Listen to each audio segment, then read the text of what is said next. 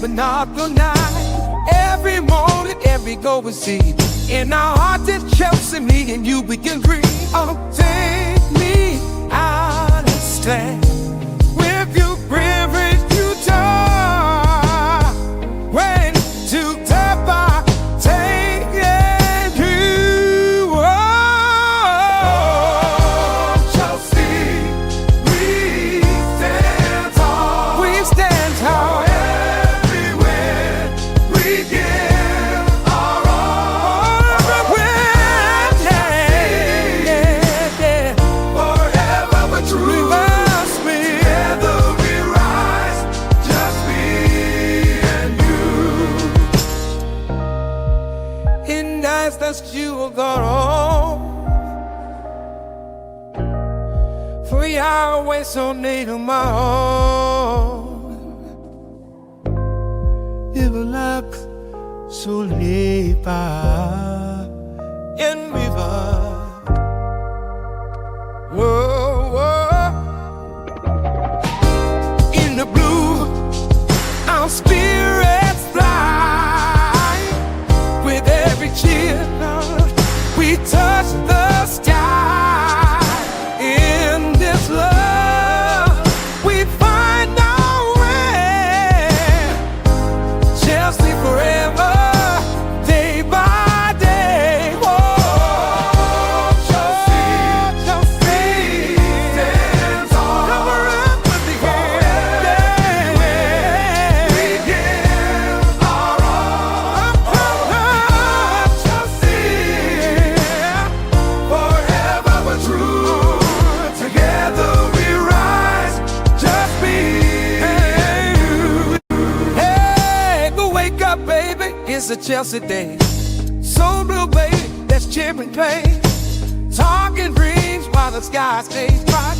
Rest your head, but not tonight. Every morning, every goal we see. In our hearts it's Chelsea, me and you, we can agree.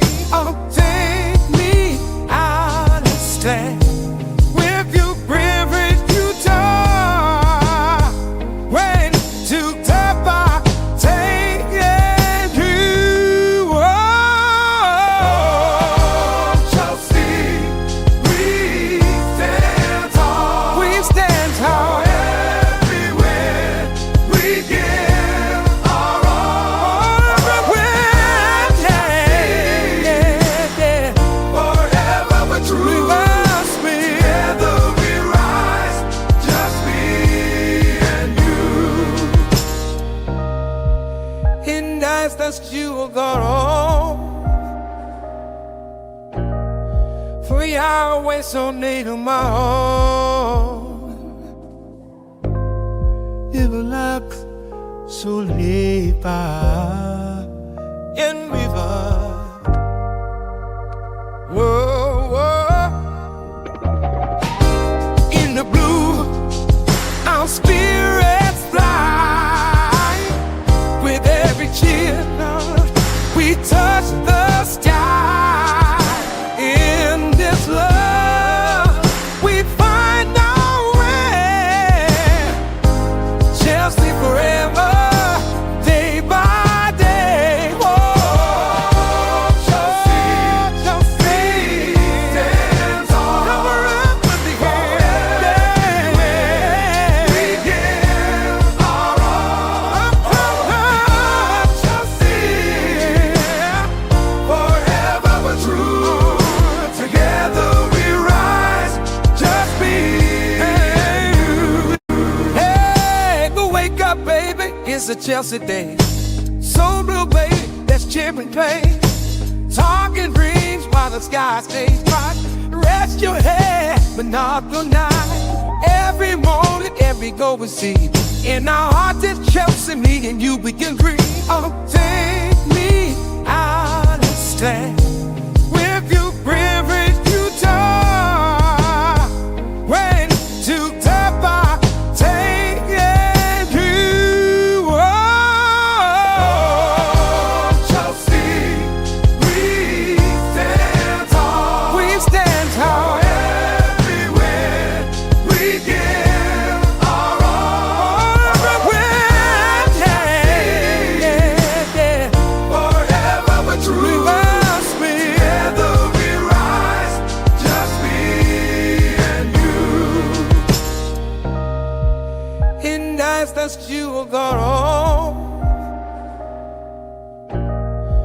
3 hours so need on my own. Überlag so lebbar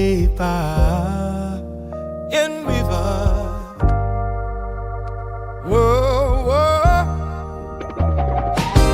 In the blue, our spirits fly. With every cheer, we touch the sky. In this love, we find our way. Chelsea forever, day by day. Oh, Chelsea, Chelsea stands on. Cover up with the hand. We give our all. Chelsea, forever but true. Together we rise, just me and you. Hey, go wake up, baby. It's a Chelsea day. So blue, baby, that's champion pain. Talking dreams while the sky stays bright. Rest your head, but not the night. Every morning, every goal we see. In our hearts, it's Chelsea, me and you, we can dream. Oh, take me out and stand. With you, privilege, you talk. When to tap, I take it you. Oh, Chelsea, we stand tall. We stand tall. Everywhere we give our all. Everywhere, yeah. Forever but true. Together we rise, just me and you. In nights that you will go home. 3 hours so need on my own. Überlag so lebbar in river. Whoa, whoa. In the blue, our spirits fly. With every cheer, we touch the sky. In this love, we find our way. Chelsea forever, day by day. Oh, Chelsea, Chelsea stands on. Cover up with the hand. We give our all. Chelsea, forever but true. Together we rise, just me and you. Hey, go wake up, baby. It's a Chelsea day. So blue, baby, that's champion pain. Talking dreams while the sky stays bright.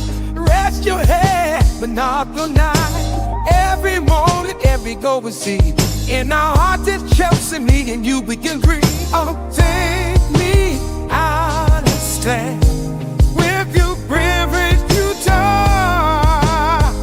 When to tap, I take it you. Oh, Chelsea, we stand tall. We stand tall. Everywhere we give our all. Everywhere, yeah. Forever but true.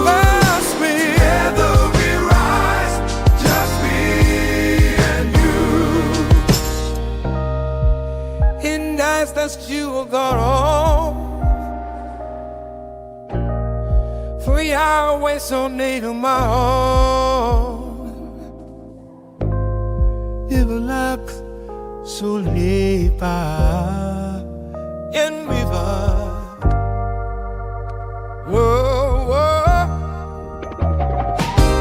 In the blue, our spirits fly. With every cheer, we touch the sky. In this love, we find our way. Chelsea forever.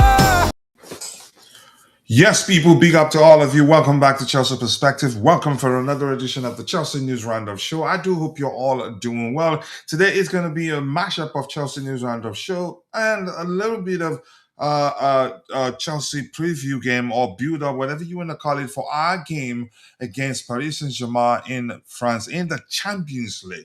But more importantly, I do hope you're doing well. And if you haven't, please take a second, drop a like on the video, and also do subscribe to the channel if you haven't. Who do we have in the chat? Brianni Yahayu, aka Jackson FC, Vivella FC, and a whole host of other aliases that I can't even remember. But much love to you, my bro. I think I'm gonna try to update that as soon as I can. Chelsea fans rally. Yep, I hear you. Said rally behind. Yeah, rally behind Liam Rosinha. You're human after all, but that's by the way, and always nice to have you as part, have you be part of the conversation. Sincerely do appreciate that. Without wasting much of your time, I think I need to move so that we can start addressing the items we have done lined up. What's PSG's gimmick these days is still forcing opponents to long balls. I remember that. That was funny, really. It didn't work against us. I think we did it against them, actually. I think my understanding of that approach would be just to find a way to send the opposition deep into back into their own area and then come at them and not give them space to even come close to the final third.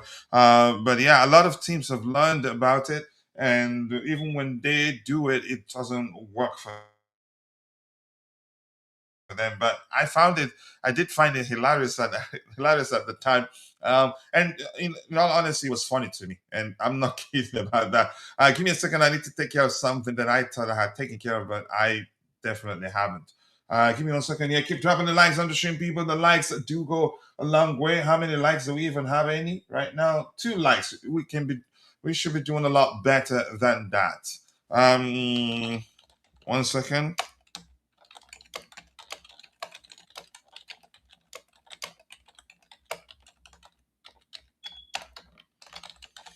All right, there you go. Boom, we go.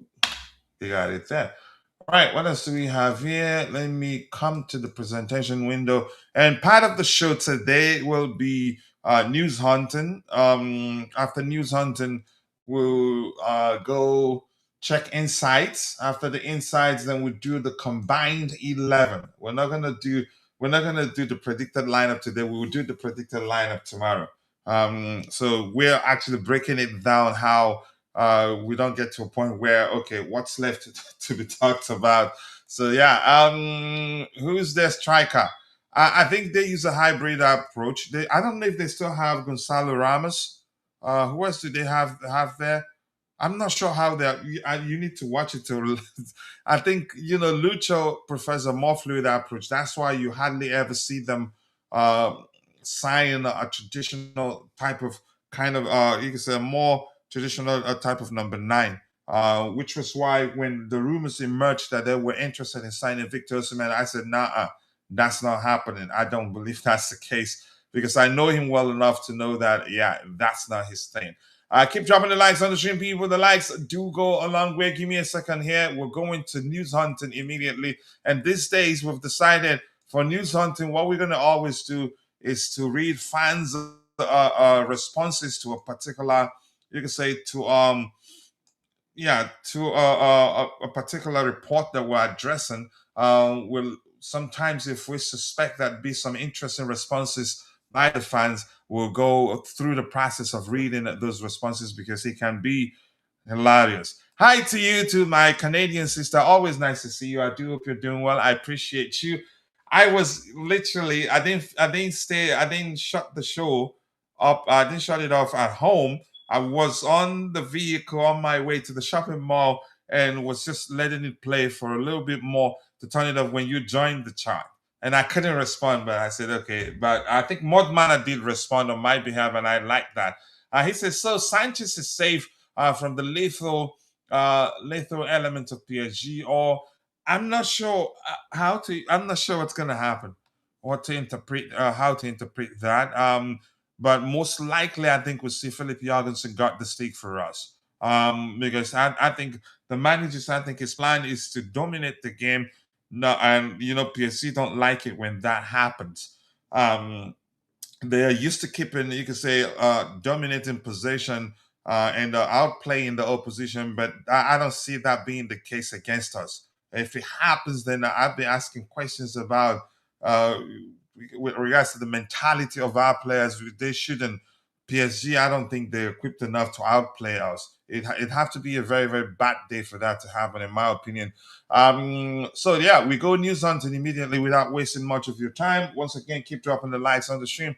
The likes that do go a long way. We still have 20 people following the show on YouTube, and we're stuck with 3 likes. If half of you like the video, we'd have at least 10 likes. And if you're viewing the show in a vertical format, all you gotta do is just double tap the screen. I believe that works on all devices right now.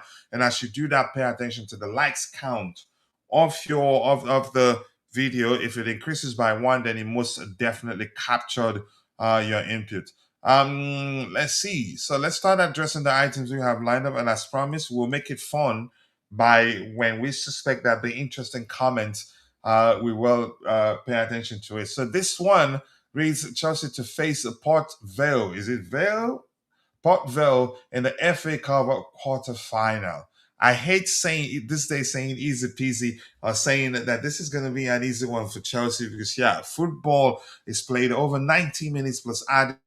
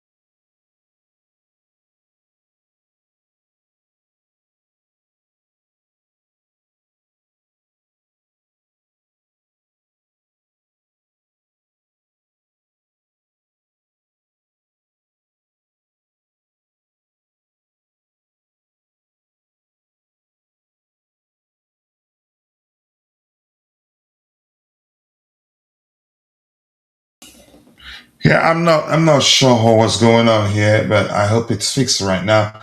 I'm not gonna open the mod banner window there, because you have to it has to be open. That way it will know, okay, you want me to work, then it starts working. So but I hope we're good right now. So by the way, let's go start addressing the items we have lined up here. The first one reads Chelsea to face Port Vale. I hope that's how you pronounce the name, in the FA Cup quarterfinals. And as I said before, I don't want to say easy peasy. That's because, yeah, in football, 1 plus 1 doesn't always equal to 2. Yeah, the game is played over 90 minutes plus added time, sometimes extra time, then penalties. Once again, you might have a better squad or a better squad depth, but once the man in the middle blows the whistle, everything becomes dynamic. Yeah, everything becomes fluid, so to speak. Give me 1 second here. That's why we have what's called underdog in football. I want Arsenal in the final or semi-finals. I want Chelsea fans says the other one says at Stamford Bridge, OMG, they are getting smoked. It's not that easy. The other person says great. The other one says Chelsea running away with the easy up tie. I wouldn't say such. I wouldn't say that. That's a dangerous mindset. When you underestimate your opposition, you're asking for it. And that's especially true when you talk about the FA Cup. Sometimes, actually, you see the referees in FA Cup games do things that, for me, if sometimes when you look at them, you'd ask the question: are they really trying to make it as magical as people claim it is? By, you could say, siding, sometimes aiding the lesser opposition, or the less, you could say, second division teams to get a win over the over Premier League teams, just for the sake of hyping the competition.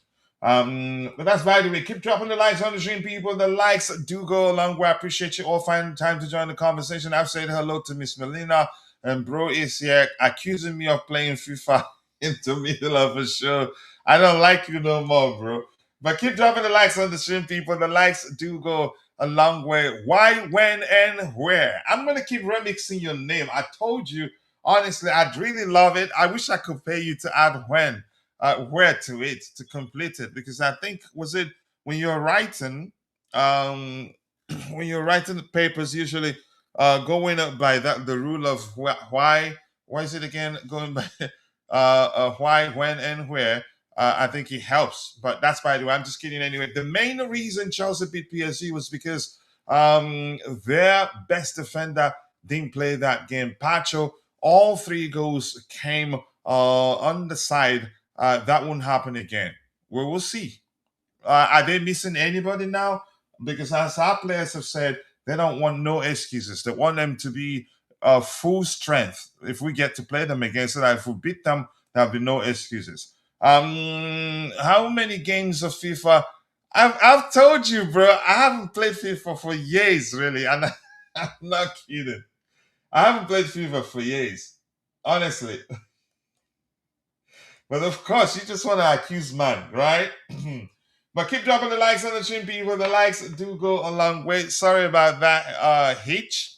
Um, it wasn't a deliberate. I had to take care of something quickly while the screen was frozen. Yeah. All right. Modmana, keep doing your thing. And remember, if you want to start a conversation with Modmana, I think you will respect his ball knowledge if you Modman has ball knowledge. If you start a debate with it, you can just mention Modmana, and then you can, and then yeah, ask it a question, or maybe say something to it. It will respond, and sometimes it can be feisty. Just to tell you in advance, it can be insulting too. But in a bit, it will let you know, yeah, that he's just having fun. So Alejandro Garnacho and Malo Gusto are candidates to start Chelsea's game against Paris Saint-Germain in the Champions League. Gusto, I knew probably I'd be surprised if he doesn't start. He had a good game against them in the Club World Cup final. Plus, if James will, again, signs that James will start in the midfield, and if that's the case, definitely Malo Gusto will start in the right back position, and he has the pace. And just the same way you if you remember the game, if you can recall how things panned out in the final, you see, yeah, he did very well in that game. So I think Gusto could start, or I think maybe will definitely start. Garnacho is where I'm not too certain for reasons I've explained. But yeah, look, the manager, he makes the final decision on the day. And Garnacho, he's been in excellent form of late. I must say, at least if you're going by the last three games that he's participated in, he's done really, really well. And the manager has made no secret of his admiration for Garnacho's, the sort of hard work he's been putting in of late, and that is showing. But I'm still saying I think the reason I suspect that he might start against PSG is because there'd be tons of space for him to exploit. If we're playing against teams a team that defends deep, then I'd say I don't see him starting. But because PSG they leave tons of space in behind, chances are the manager might decide to go with him.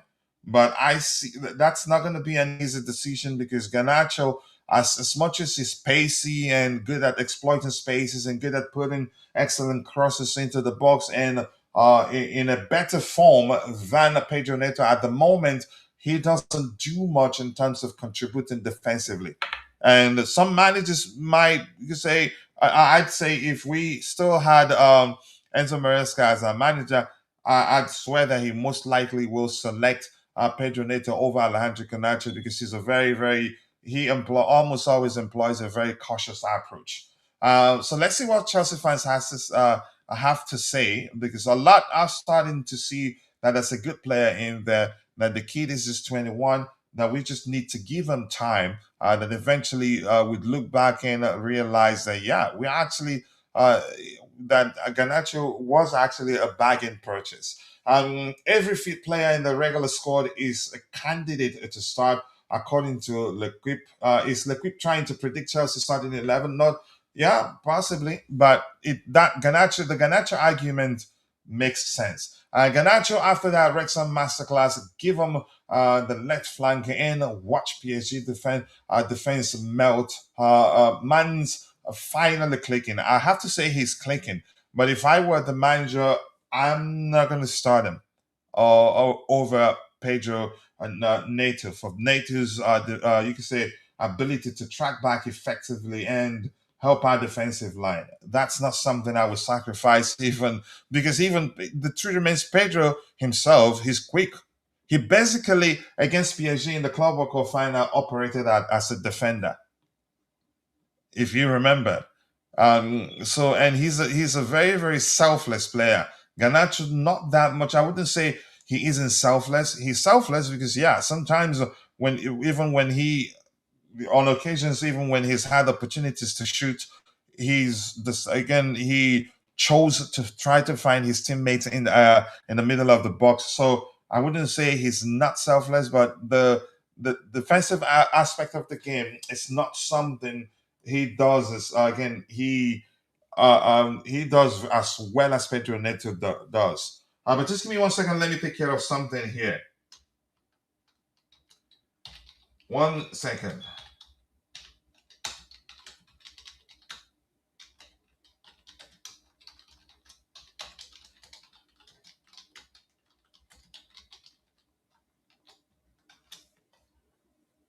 We're getting there. We're getting there. Be patient with me.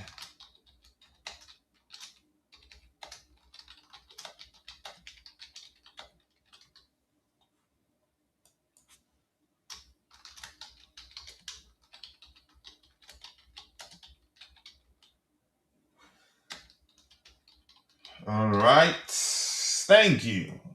You guys are heroes. So let's see what else do we have. So Garnacho masterclass coming. I see trust Garnacho to do well if he gets selected. Victor says makes sense. Garnacho earned a start with his recent form, and Gusto gives you the energy and legs you need in a game like PSG. Both would be understandable calls. That's a good one. Garnacho has earned a starting spot due to his recent form. Garnacho, yes, because no one else is available, and we've got to trust him to get the job done. Garnacho really earned it. He has been on fire lately. We need James in that right back position. I think I'd rather Gusto and James playing as one of the two sixes in the central area, which you could say. I think the way he exchanges, I think he supports the right back position even when he's deployed in the midfield, but he's on the right hand side of the two sixes there. So, but let's see what the manager does. It should have been Dembele and Do. What sort of report is this? They're focusing on Chelsea, so just let them be. So, from what we've read, so far, it seems the majority of Chelsea fans wouldn't mind Garnacho starting that game over Pedro Neto. And you could argue, not you could say that was expected because yeah, we've been complaining a lot about Pedro Neto's form of late. The gimmick dribble attempts that he never get completes, and when he doesn't complete it, you see him not trying to win the ball back. So for me, something isn't quite right with Pedro Neto, but I'd still start him over Garnacho for reasons that I've explained on here. So keep dropping the likes on the stream, people. The likes do go a long way. So this particular news reads: Academy defender London, is that London? Okay, London Emanalo has signed a new contract, keeping him at the club until at least 2031. Didn't he just sign his first professional contract? Not quite, I'm saying at most a year ago or so, which means he's doing well. That's a good sign. And correct me if I'm wrong, I've also heard that his dad was his dad is former Chelsea sporting director. Does he look like him? No, he looks more like Gillett. But that's by the way. Keep dropping the likes on the stream, people. The likes do go a long way. I appreciate you all finding time to join the conversation. I don't think there'd be anything interesting on that one from Chelsea fans. We addressed this. Yeah, did we? Yeah, we addressed this Alejandro Garnacho. So let's close out the ones we've addressed. We don't need to waste time there. And here, a lot of talks, a lot of football commentators, ex-players, managers praising Joao Pedro, and rightly so. I mean, he deserves it, but I don't. Hopefully, it won't get into his head. But he looks like a humble individual and can only get better. So the first report here: when Rooney on Joao Pedro. He says he looks really confident, and I think he's probably the most informed forward in the Premier League at the moment, no question. Even those that were bought for, the clubs paid north of 70, 80 million pounds for them, they're not close to him. He's more physical. You can say, I wouldn't say better on the ball, but you can say he's been more efficient in front of goal than all of them, really. From Benjamin Sheshko, Hugo Ekitike, Walter Maid, and all of them. Once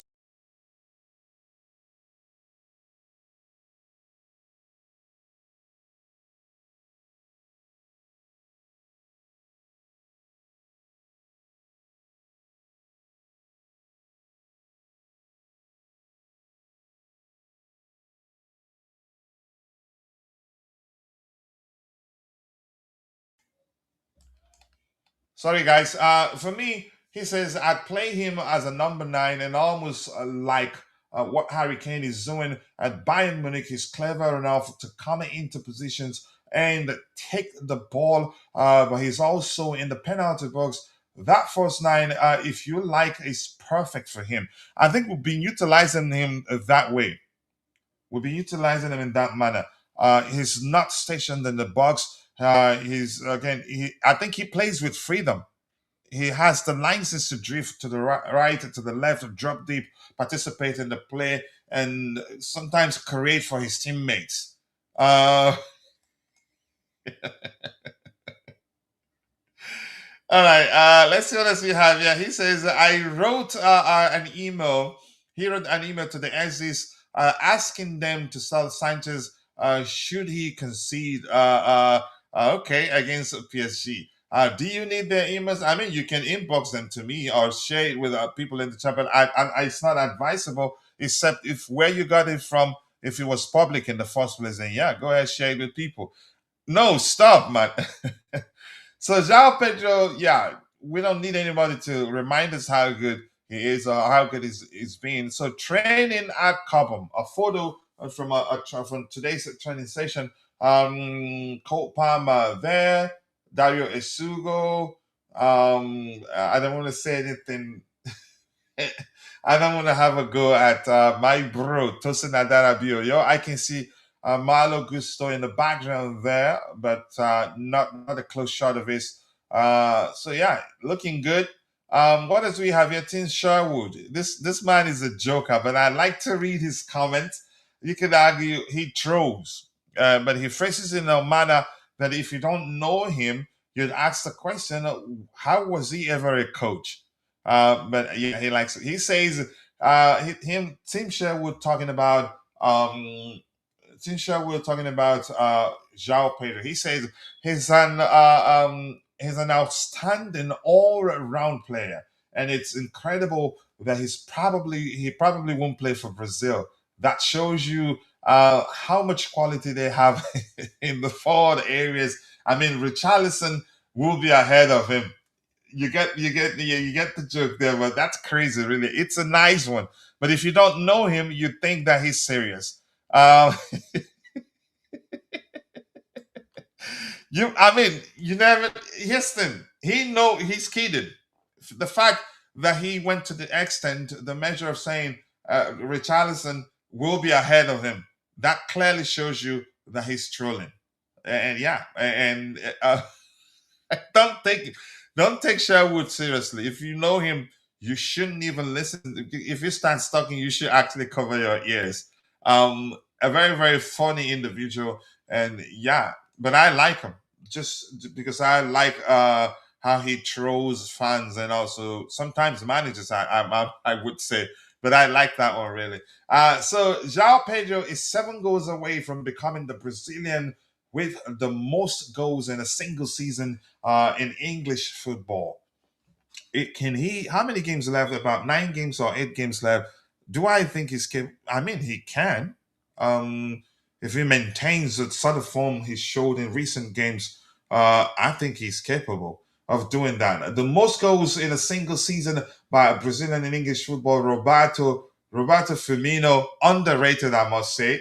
Diego Costa, 22. Diego Costa at Chelsea. Another season, Diego Costa at Chelsea, 21 goals. Joao Pedro right now has 21. So if he scores like 3 more, he'd leapfrog Diego Costa and then close to breaking Roberto Firmino's record. But Joao Pedro at Brighton, that's the one down, 20 goals overall. But that was again, if he was a penalty taker, I think he'd be around 29 goals right now. Um, but up big to you too, Ty. Nice to see you. I do hope you're doing well, and I appreciate you finding the time to join the conversation. More likes, people. More likes. Keep dropping the likes on the stream. The likes do go a long way. Please. Yes, we still do beg for likes because we're not a big account yet. We're currently at 29,424 subscribers. We're getting closer and closer to 30K subscribers, and only you can help us get there. 2 goals per game. Why not? 2 goals per game that'd be 16 more goals. I mean, he's capable of that. As long as you find them, you create chances for him. Let's say 8 times out of 10 opportunities, he put the chances away. But in recent games, actually, if you create 10 chances for him, he scores 11 goals. Yeah. So I mean, he's capable of breaking that record. I won't, but I don't want him to focus on it. I just want him to play his game, just as he's played since Liam Rosino became our manager with so much freedom. You could see the way he expresses himself on the pitch. You could tell that yeah, he's been given the freedom or the independence to have fun on the pitch, and yeah, leading to the sort of results we're seeing from him. So I'm happy for him. I don't want to start paying attention to what Chelsea fans are saying about him. Yeah, a lot of stuff. Most valuable under 21 players in the Premier League, according to Transfer Market. Esther Willian now is valued at 18 million. Nico O'Reilly, 15 million euros. Mainu, 15 million. Laney Euro, 50 million. Andrea Santos, 45 million euros. Ryan Turkey, no, Ryan, no, another Ryan, the bomb of Ryan, 14 million euros. Who's big? How you pronounce them? Bigval, 40 million euros. Alejandro Garnacho, 40 million euros. Savinho, 40 million euros. Savinho nearly left Manchester City. I think he was for Tottenham. Pep, seriously, he's hoarding players. All right, Team Sherwood again. I think we've read that one. He's an outstanding player. We've read that particular comment. Let's see anything else. I can't wait for us to get into the prediction. Joao Pedro says, I am a player who always wants to improve. I like that. And if you've listened to him talk about his journey in English football, how he had to go play for what's the team that in the championship, he had other options, but he chose to stay with them. And again, the focus on his development and now be hyped into believing that he'd arrived at the time and moved to a bigger club. Probably could have. But we're speaking in hindsight now. We don't know whether, yeah, had he done that, whether it would have been problematic for him. But he's such an intelligent individual that every move he makes is well calculated in advance, hardly ever missteps. So I'm happy for him. I also think that my form is largely down to those conversations I've had with him, Liam Rosenior. And Rosenior did say in one of his interviews that he's had conversations with them. With friction, he said, he did mention the word friction, tough love. And the player understands, and we're seeing the result of that on the pitch. He's not that sort of player that feels like there's nothing to learn here. I've arrived. Just tell me how you want me to apply myself on the pitch, tactics alone, and please don't try to teach me how to play. He's not that sort of player. And you can say what he said about the manager is reflective of that fact, and that justifies him. You can say confirms the manager's comment that he's had conversations, series of conversations with him, some of them with friction, and it makes sense. Let's see. Who again here? Joao Pedro says here, I came here to help. I believe I have been showing a good form. When the new manager arrived, he had several conversations. He told me he already knew who I was and wanted to help me develop. That's something I like to hear from a coach, because without that feedback, it's easy to become complacent. And I agree with you because listen, in 2023, when Brighton signed him, he was interviewed, and he told the interviewer that his potential, that Joao Pedro does have the potential of becoming a world class footballer, world class striker. And right, yeah, 2026, he's a Chelsea player, and Rosinha is a Chelsea manager, and we're seeing that. And it's a good thing that he's a manager that knows the player very well and knows what to do to help him become a much better player, because he knew him even when you can say when he hadn't become as good as he's become right now. I know he's always had it in him, but he's become a much better player. No denying that. Let's see, what else do we have here? The most valuable player in the Premier League at the moment, according to Transfer Market, Erling Haaland, 200 million euros. Bukayo Saka, 120. What does he do that warrants him? You can say, yeah, 120 million for Saka. Give me a second, please.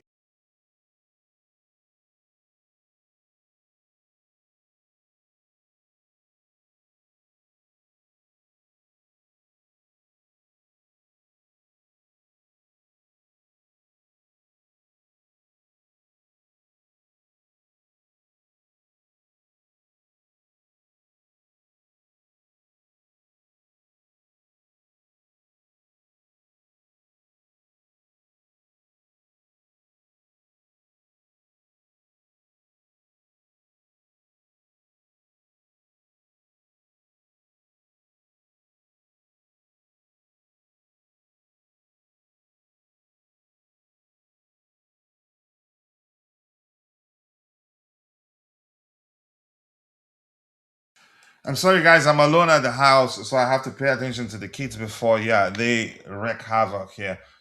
So I'm not sure why Bukayo Saka is worth uh 120 million euros, but yeah, minus 10 million. It should be minus 50 actually, in my opinion. Rice is worth 120 million.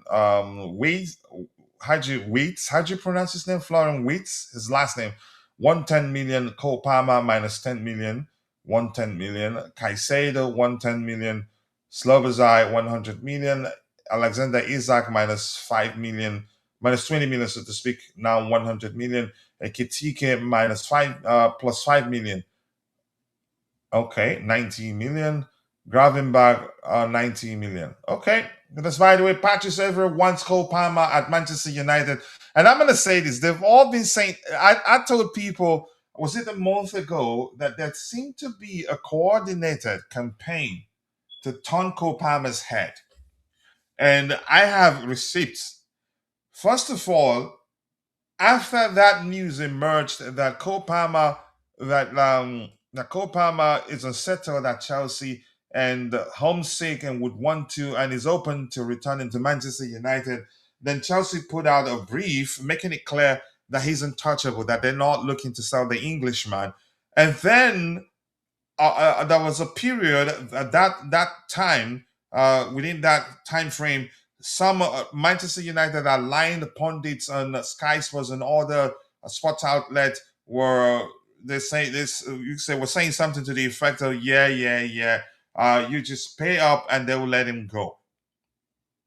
So there seemed to be a coordinated campaign to see if they can turn his head, and it wasn't long after that, after Cole Palmer scored a hat trick. That last hat trick was, who was it against? Was it against Wolves? I can't remember. It was Fernandez. Is it Fernandez or Hernandez? The Manchester United midfielder commented on Cole Palmer's post on Instagram, quote unquote, "What a player." When I read that, I laughed. That was when I said, "Yeah, this is definitely a coordinated campaign or effort to turn his head," because you don't do that, especially when Chelsea and Manchester United are vying for a place in the top five. You don't enjoy Cole Palmer's performance on any given day. That hardly ever happens. So there seems to be a coordinated effort to turn his head.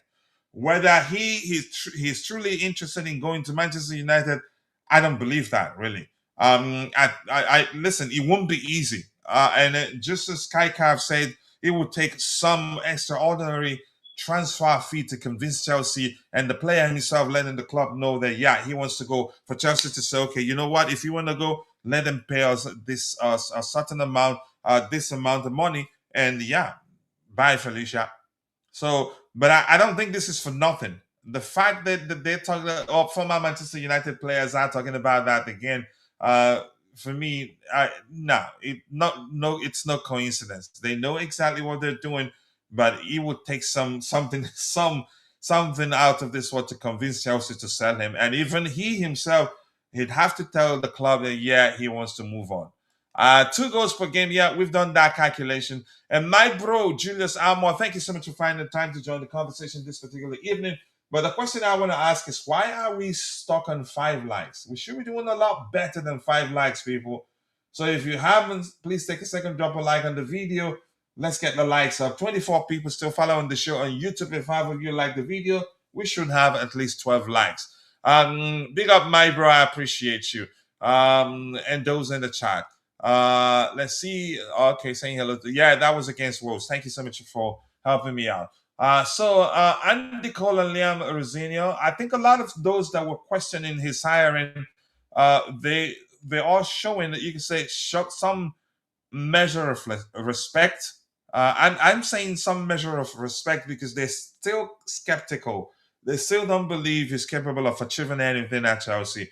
But Liam is a genuine guy, a real nice kid, an intelligent kid. For him to be at the level he is now, I am very proud of him. Okay, this one is just singing him praises. Anything else to look at here? Andy Cole again. I don't want to read anything about Andy Cole. This he is doing really, really well at West Ham United. So hopefully that be enough to move them to want to buy him on a permanent and pay up. Did we see any? This was 12 hours ago. Why are we not? Why am I not seeing anything from the manager's presser? Looking to see if there's anything from the manager's presser. Nothing. But I don't know. So this was yesterday. Maybe Vince hasn't done anything to update his page. So let me check other places where maybe we'll be lucky to find quotes from the manager's presser to know if there's any important update on the fitness of our players.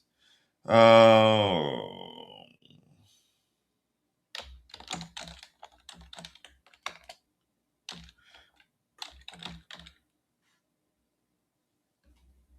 all right, keep dropping the likes on the stream, people. The likes do go a long way. I appreciate you all finding the time to join the conversation this particular evening.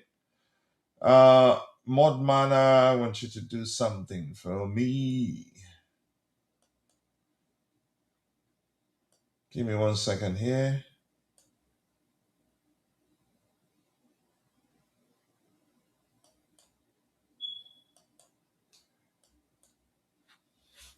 All right, let's see. Bands is in the house. Bands, thank you for finding the time to join me on the panel. I do hope you're doing well.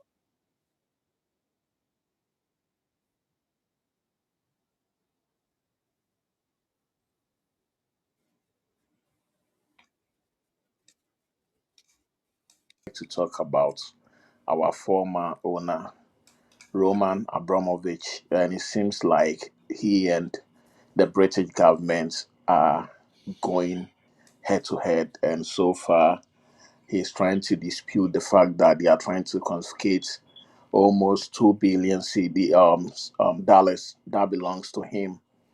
And I feel like this is a very interesting story. How I wish they can reverse everything, then they will give back his club to him so that he will come back to Chelsea. But I don't know the legality, whether it is very possible He because wouldn't want it either. trust me, he loves Chelsea. No, he And wouldn't want it. if Yes, the then fans says yes, football has changed because he's not going to be allowed to spend as much as he wants. If he's that no, interested in not football, the I way think he's he'd buy going to another run it. club by now. But go ahead, what you were saying. Yeah, it's not about him spending, but the way he's going to run stuff, at least we can have some decent, signings, and there will be a lot of drastic measures that he's going to take. But I don't think the legality favors him. All he has to do is get the money and vamos. And what I would say about Joao Pedro, I heard you talk about Joao Pedro. I think he doesn't really surprise me in any way because when Joao Pedro was in Watford, I started watching him when he was in Watford, and he was a very good player. And sometimes you see certain players playing for lower teams, and you wonder why they are not in a bigger side. And he moved to Brighton. He was a player I always didn't want Chelsea to play against because he was always causing a lot of problems. And years later, he has joined us. And I think the Chelsea owners should go back to Brighton and, add up something to how or how much they paid for Joao Pedro because he has exceeded the money that we took to Brighton and we signed him because he has done so much that he's really helping this football club. Can you imagine? I always say, can you imagine without Joao Pedro, all these goals, who was going to score it? Was it going to be the lap or who? It was going to be very interesting, but it seems like he has helped us so much. And I always think that coaches can bring a lot into your game because if you look at Joao Pedro in the latter part of last year and early this year, he wasn't really doing good. And I don't know what was going on with him and Maresca, but the moment Rosinia took over, it seems like he has improved so much. He has done so much. He has scored a lot of goals, and he keeps scoring. And he's a player who brings a lot into the game. He's not just someone who can just score. He's a complete player. He can distribute the ball very well. He knows how to, um, make defenders suffer. If I say defenders suffer, he knows how to handle the ball and get you into trouble. Sometimes he will handle the ball in a way that the only option for you to do is so. like infringe him so that he can get something for his team. He knows how to do all these things, and I think it's really helping Chelsea Football Club. And I strongly believe that if coaches and top strikers are talking about this gentleman, that seems that they've seen something special in him, and he also have to be very careful when the praises are coming. He has to rather work so hard. He shouldn't let this thing, carry him to a place where he will start, dipping form. This is something he should avoid. But anytime he hears something about big players talking about him or ex players talking about him, it should be a factor of motivation where he will use that encouragement to work so hard to become one of the greatest strikers in England. And the way things are going, I think he's on that path. If nothing should happen to him, being injury or maybe some disciplinary, you know, thing, I think he should go ahead and become one of our greatest players. And when he was coming, a lot of rumors and a lot of hearsay were going on, and I thought he was going to cause a lot of problem. But it seems so far he has comported himself so well. He's very disciplined. Where I respected this guy was our game against Arsenal. Enzo Fernandez was having a problem with the referee, and already he was on a yellow card. And I saw Joao Pedro stepping in, talking to an assistant, captain. That shows you that he is very mature to one day take the armband. I like players who can do that because if he was another player, he would be like, well, he is the assistant captain, so he knows how to, control the situation. But he stepped in and he knew that at that time we needed, Enzo Fernandez. So he was doing everything possible to protect him, not to concede a second yellow card. And the way the guy was talking, the way Enzo was talking, the referee could have given him a second yellow card. That would result in a red card. And Pedro was there and he helped the situation. So I believe he is a fantastic player, and he should do as much as he can. And so far, if I'm not mistaken, I think he's ahead of many of the Brazilian strikers. I don't know much about who is going to lead the Brazil team because most of the guys who are really doing good normally operate from the flank. So if you need somebody to be at the center, I think Ancelotti wouldn't make a mistake. He's going to look into him and make sure that he gives him a very essential role in the World Cup, and I believe he can carry Brazil to the next level of their, quest to conquer the whole world. He's a very fantastic player, and if he should come to the World Cup, I believe his value and everything is going to shoot up because he's going to play around fantastic players, even way better than some of the players we have here, and that will make him more sharper. That will expose him, that will make him have a very great tournament. So I'm hoping that Ancelotti is just taking a note of what he's doing right now. As it stands right now, I wouldn't be surprised if he will be the first person to be called for the Brazilian national team. But we also have to be careful the way the Brazilian team is going to use him.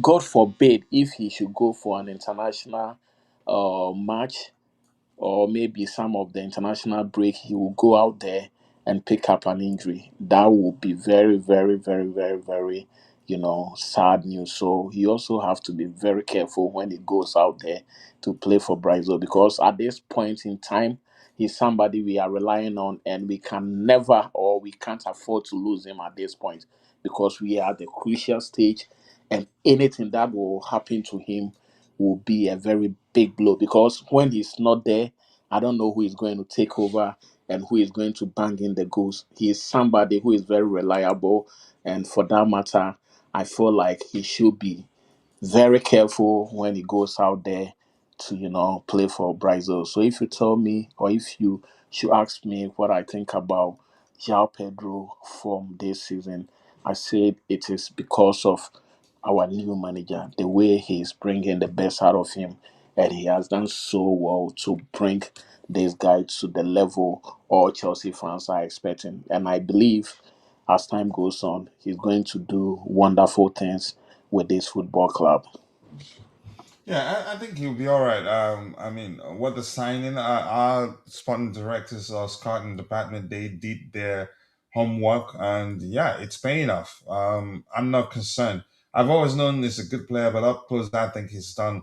You can say he's performed way beyond my expectations, and I respect that. And I still believe he will achieve a lot more with us. And just in, Chelsea still believe in Liam Delabbe, and behind the scenes, they feel he's been unlucky with injuries. The message from inside the club is that you have to back him. I've been on that hill myself, and I'm not gonna give up on him. But here's the question I want to ask: by the time he picks up form, will he get the opportunity to play enough that you can say that he wouldn't? You can say he wouldn't opt to leave because yeah, currently he's fully fit, but he's down in the pecking order. You could argue, yeah, number two at the moment. And if Emera comes in and hit the ground running, comes in the summer, hits the ground running, then yeah, he will be relegated to number three in the pecking order. And if that's the case, I think he'd push to leave. It doesn't matter whether you can say we believe in him and we're willing to give him time, which I think we should do, but I think it's important that when you think about his situation, that you see things from his own perspective. He's still very young, and he needs to be playing week in week out to continue developing. He's not a bad player, and I digress anyway. But let's talk about what we have on the screen. It is true he's been unlucky. He showed what he's capable of doing on the pitch when he's fully fit. Against PSG in the Club World Cup final, he had the opportunity to score two goals, but he was unlucky on the day. Yeah, one was an excellent save by Donnarumma, the then PSG goalkeeper. But at the start of the season, he got injured, recovered, got injured again. This and the fact, and also you must take into, it's important that you take into account that he hasn't had a full preseason at the club. Those are factors that, if we're being as objective as we should be when judging players, we shouldn't just conclude that he's not good enough for Chelsea, or that he's a bad player, just like I've heard a lot of people say. He's a good player. And yeah, I agree with the club. He's just been unlucky, honestly. And look at Euro Hata, he's showing that yeah, he's good enough for the club. And I think a lot of people can see that he's actually more technically gifted than Cucurella. That's not me saying that given that fact that he's a much better player than Cucurella. No, Cucurella is more experienced, and you could argue definitely a much better defender right now. Being technically more technically gifted than another player doesn't necessarily mean you're better than that player. Joao Pedro, I think a month ago or so, or 2 months ago, some Chelsea fans were questioning his signing, questioning why we even let Nicholas Jackson leave on loan when it's clear that he's a much better player than Joao Pedro. But Joao Pedro now, he's proven. We knew, if you knew him before he joined us, you'd know that he's a much better finisher than Nicholas Jackson. Whether, again, the question of who is more technically gifted between the two players is a debate for another day. So we just don't know how to be patient with players. I think we're being conditioned to again, not to be patient. It's either you deliver now or you're done. But thank you for that comment right there. Let's see CFC Pies picture. Okay, thank you for that information. What else do we have here? Keep dropping the likes on the stream, people. The likes do go a long way. And Jay is in the house. They say, big up. Finally, a favorable home tie. Chelsea versus Port Vale. Another Wembley trip incoming. It looks like it. Yeah, because if we beat them semifinals, the semifinal or FA Cup semifinal games are played at Wembley, and it looks like a trophy that we can actually win this season. But that's by the way. Before we do that, For some of you, it's already the 10th. And if it's already the 10th, which means you should be celebrating the birthday of our beloved club. According to what you see on the screen here, Chelsea FC was born on 10th March 1905. Happy birthday to the greatest club on earth. I agree. So we need to pop the balloons, the fireworks, graffiti, whatever we can. And let's see what we have here. So happy birthday to Chelsea FC. Let's see. There you go. What do we start with? Let's start with birthday balloons. Yeah, that works.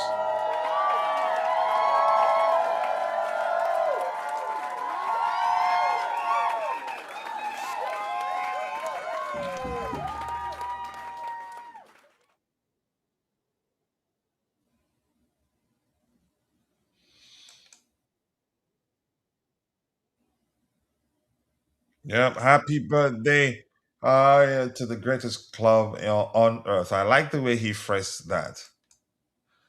All right. Where are the fireworks? Let's go.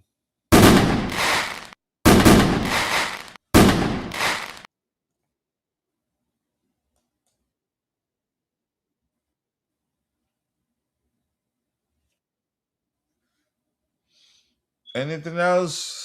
Should we just do the groove? That's it. That is the fireworks and the balloons. I think that's enough to celebrate the birthday of our beloved club. So yeah, happy birthday to Chelsea. Happy to see that we've addressed this particular news. I'm looking for comments from the manager's press. I couldn't find that on Vince's timeline, so I am on my other Francis timeline. The quarterfinal ties are set to be played. Playing around the weekend of 4-5. That's April. Okay. Anything else here? Chelsea Port Vale. Okay. Moses Caicedo. And yep, on the pitch, training ground, focused. Cole Palmer. I hope you do it again against Paris Saint-Germain. Joao Pedro pictured here behind him. I think that's Pedro Neto. That's Trevor Chalobah's back. That's Marc Cucurella. What is are we seeing here? Joao Pedro. Okay, that's something we've read. Had I thought the presser, the Champions League presser, has happened already, or didn't it? Am I mixing things up, or is it tomorrow? Okay, Joao Pedro says, I think my first year at Chelsea has been special with some difficulties along the way. A few minor injuries prevented me from playing regularly in the Premier League. I came here to help. I believe I am showing good form. You are. You are. Yep. I like it. That you put it in a way that, yeah, it's up to the reader to conclude what you're saying. Levi Cowell is funding free access to a digital reading platform for every school in the United Kingdom for a year. My goodness, there are billionaires who are capable of doing such thing but wouldn't do it. But look at the kid. The entire UK.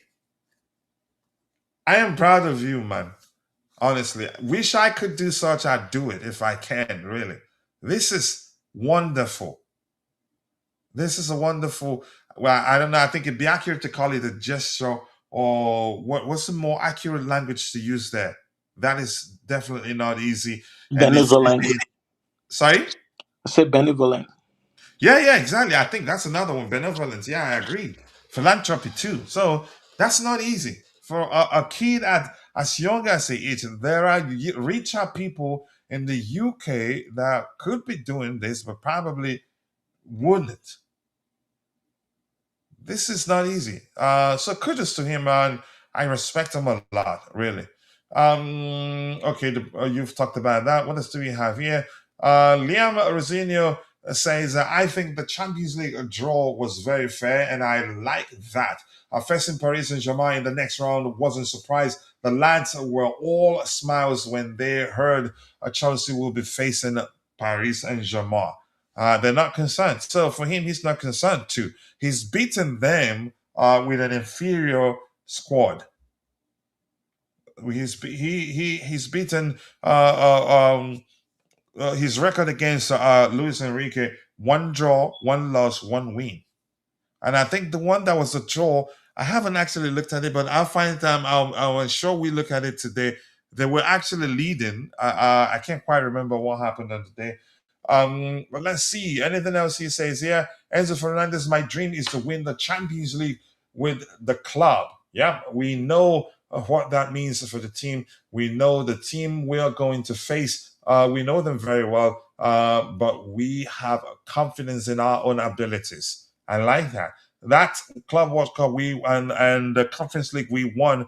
For me, that changed the mentality of these kids. And Bobby did say it even before that. The finals, the two finals, before each of the two finals, Bobby uh, talked at length how important it'd be for their mentality and how much of a confidence booster it'd be for these kids to win those trophies. And lo and behold, we won both and won both in style. Yeah, because we were a goal down against Real Betis in the Conference League final, and ended up, we won 4-1, and then we beat the current European champions at the time by 3 goals to nothing in the Club World Cup final, the biggest club level trophy that exists right now. So that changed the mentality of the players, and you could see how they play when they play against these big teams. That yeah, something about them have changed. We don't have a perfect squad, but yeah, you'd be risking a lot. You'd be risking getting humbled if you disrespect this current Chelsea squad. Yeah, Baz, I don't know if you have anything to add to that. Which of the topics you want me to? The importance of the two trophies these kids won last season. Yeah, I think that was a good trophy and it's motivated them a lot. I know a lot of rival fans have come out to like demean the trophy that we won during the summer. I'm talking about a Club World Cup. They don't find any importance, but I feel like it's all hate, and Mhm. anything that has been organized by FIFA should be considered a very glamorous and I don't think most of these teams are able to win it. And we are the first football club who was able to win the Club World Cup. It's on record. Nobody has done it before. The first club to have won the Club World Cup, it was Chelsea. And I think it also gave us a whole lot of, exposure, especially with this kind of players, these young kids. It gave them a lot of exposure. I'm so happy, especially for Joao Pedro, because that was one of his major tournaments that he won for Chelsea Football Club. Could you believe if he was still at Brighton, this wouldn't have, happened? And I like the fact that when he came in, We'll have to sell some properties to raise money to sign him. yeah, I like the fact that when he came in, they asked him why you chose Chelsea. He said everybody knows why. This is the place to to be. He knows the club record. No matter how difficult, or no, should I say, no matter how difficulties we find ourselves, we always try to win something, and it's so amazing that for the past 10 to 20 years, if you want to know the most successful football club in England, it should be Mhm. Chelsea, or even in Europe, it should be Chelsea because we've won it all, and for that matter, we are we are considered to be one of the hated football club out there. A lot of the rival fans can't stand us. They know no matter what the situation is, Chelsea can win something. So I think all in all, whatever we won last season was a stepping stone for this season. And I told you before that if Enzo Fernandez is able to win the Champions League with us, Coachy, we should bid or we should say bye bye to this man I'm not questioning that. because Because practically you could say he's won everything except the Premier everything. League. Yeah. He has So won I think everything. I'd go to the extent of saying the Premier League or the Champions League, whichever Yeah, one that one of them. happens first, he'd be And open to leaving.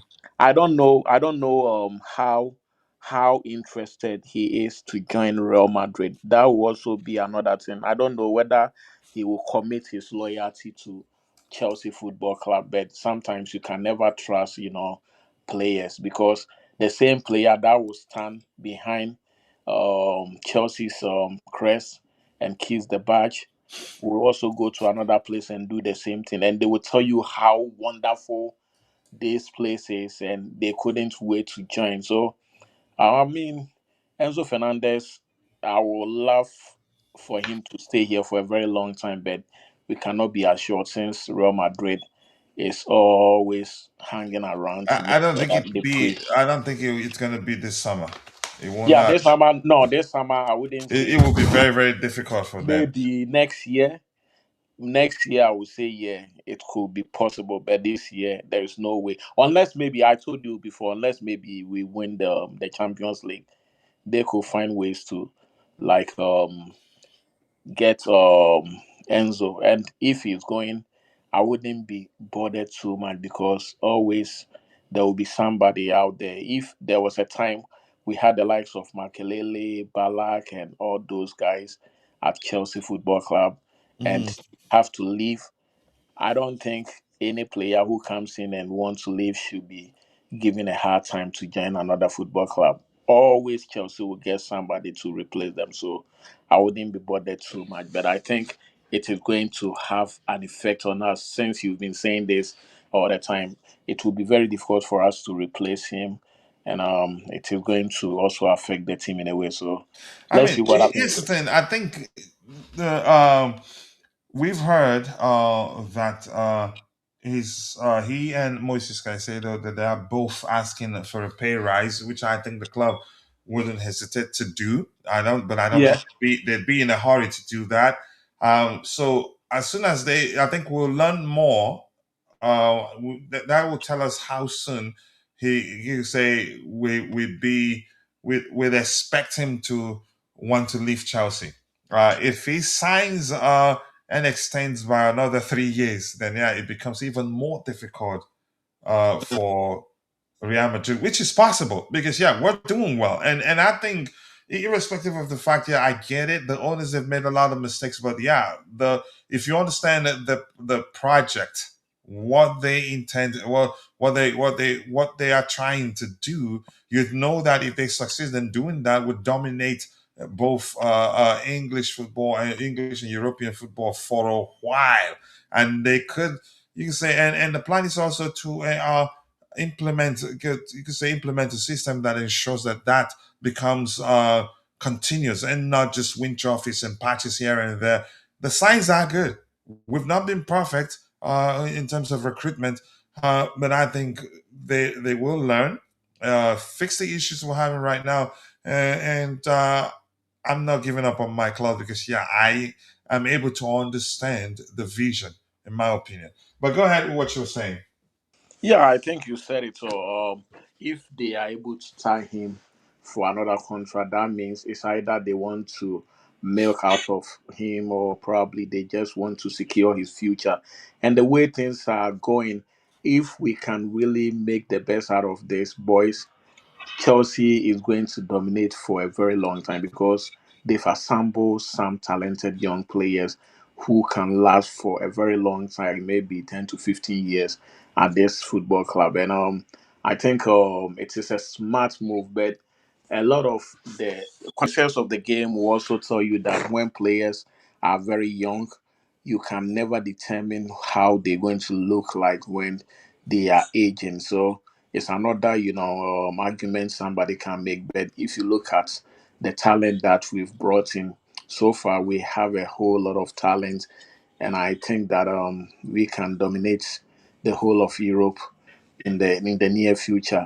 All we have to do is this time around, I think we should be able to maintain Rosinia for a very long time because the more we make a lot of changes, the more it's going to affect the football club. It's been a long time since we won the EPL, so we need more consistent. That is why I was also arguing some time ago that the how do we call it the way they were doing the selection wasn't, the best way because you always need a very constant squad that knows that they are going to play.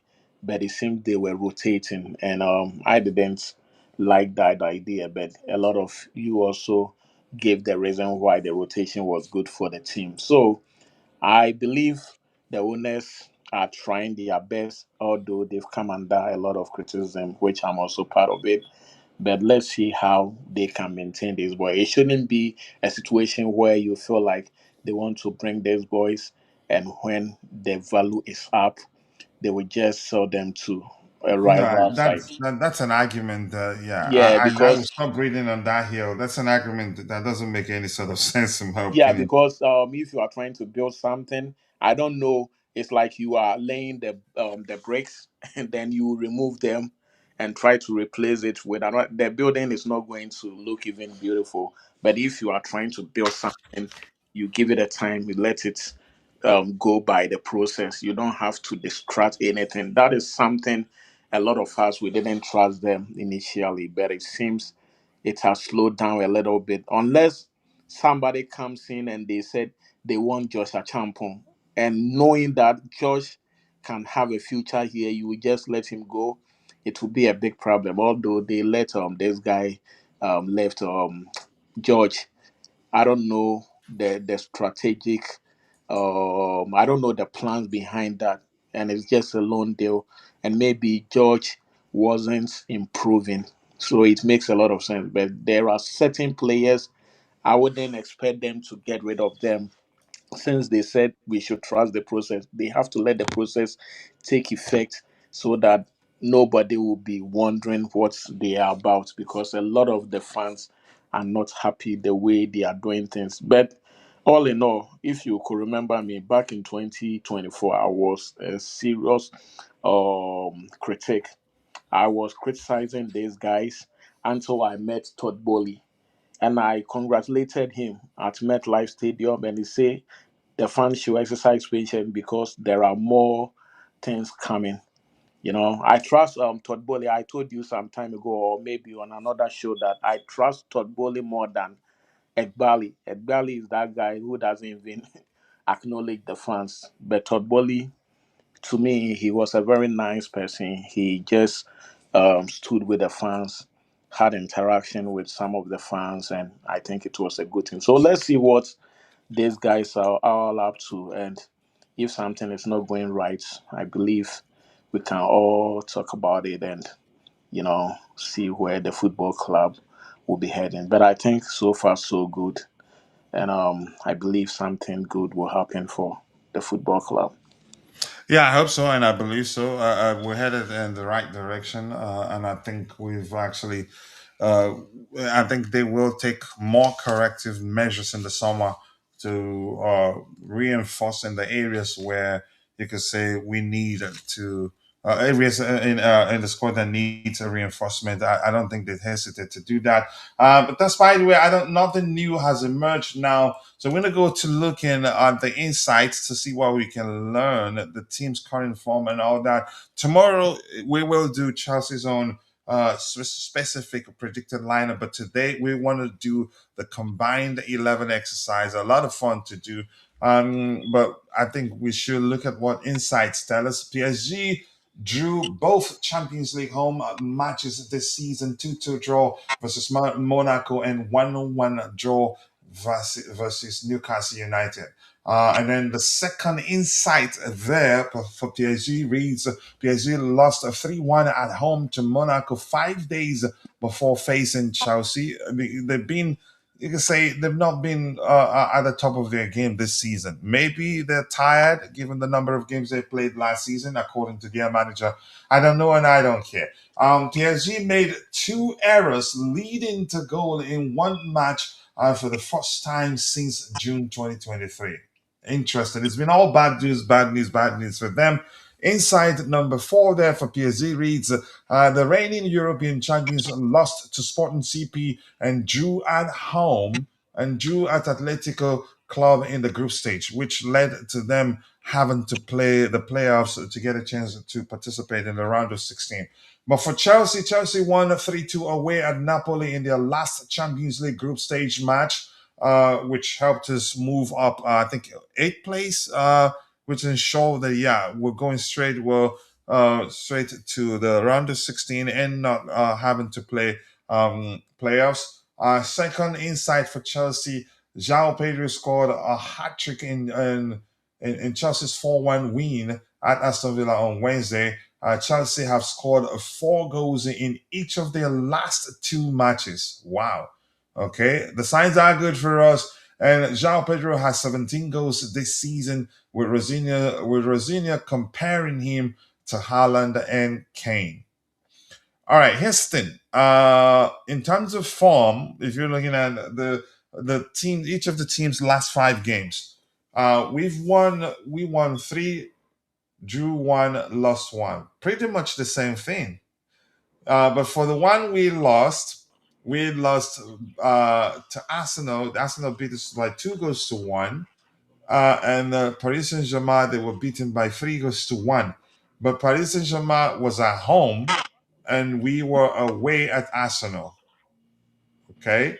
The draw, Paris Saint Germain drew 2-2, yeah, against Monaco. That. I think that was the game that Denis Zakaria was sent off for 2 yellow cards or so. But our draw was 1-1 draw against Bali. I remember that one, frustrating. But let's see. We've been averaging, let me see this. I need to calculate this properly. Okay, 4 goals here, one here, one here. At least 2 point something goals per game. Mm. Yeah. So PSG, uh, three here, two here.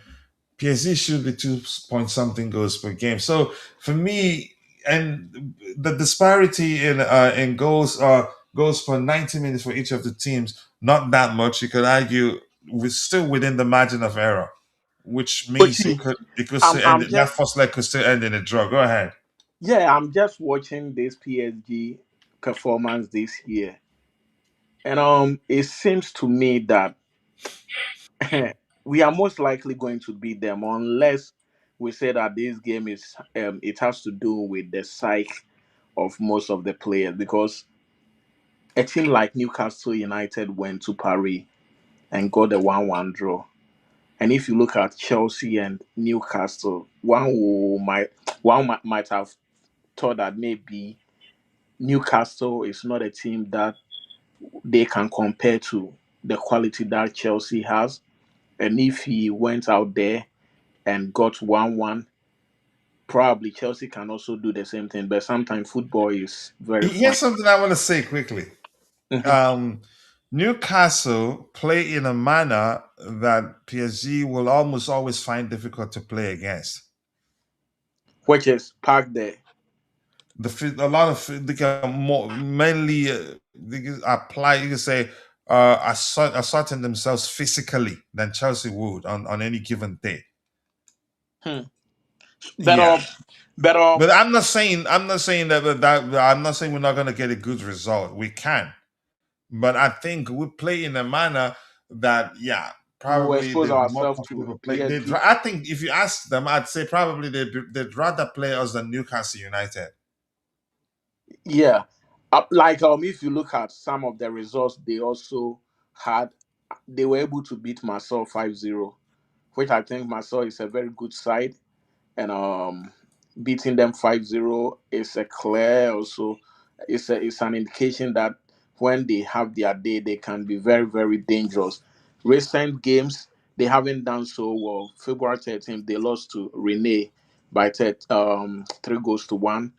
They beat Metz. Metz, we all know, is a very bottom team, so I wouldn't care less. They also struggled to beat Le Havre back in February 28th. And they lost to Monaco March 6th, which is the recent results. And that's the game I was saying that probably they were just trying to pretend as if they are not at a top form and they will just get us to wallop us. But I think that is not going to happen. Looking at the track record, or should I say the recent form, I have every belief that we can go to Paris and get the right results. It will depend on the approach because this time around, I told you something yesterday. This time around, we are not going into this game as the underdogs because we've beaten them before, and a lot of the pundits are struggling to see who is going to win the game on the day. and that makes it more difficult for somebody to, come up with a prediction. So I will encourage Chelsea to be more focused. They should believe in what they did back in MetLife. That will be a stepping stone for them to at least get a result in Paris. And with the PSG team, they are going to be so mad, and they are going to come in with approach that we need a revenge, a sweet one. So we should go out there and get some goals. We need to destroy this team. When they go on that route, probably they will be surprised. They might end up even getting more humiliation in front of their fans, because I know for sure that Chelsea Football Club is a team where you come and you open up for them. They know how to do it unless you pack your defense. And I don't know how this PSG team is going to look like, whether they are going to do most of the overlapping from Mendes and Hakimi. If they do that, they might end up getting the surprise, or should I say, a repetition of what has happened over the summer. So I believe this game is going to be very crunchy. It's going to be very difficult for somebody to predict. But at the end of the day, we have to be very, very careful. I don't care about the results that they've gotten over the past weeks. It could be a trap for Chelsea. So they have to be careful. They need to focus. They have to be very vigilant. They need I to mean, get things right. we did talk about that at length a few days ago, and here's the thing: it's a dangerous mindset to underestimate your opponent, irrespective of how badly they've been playing. Or you could say if they're out of form and they've lost 999 games, and your team will be playing them here against them in their 100th attempt to get a win. You don't just, if you go into that game with the mindset, but that usually happens when you have a crop of players that are inexperienced, because yeah, even that plays into their head, knowing that the other team before them, yeah, that have lost a total of 999 games. They see the next one, which is against them, as a mere formality. That yeah, we're definitely getting a win.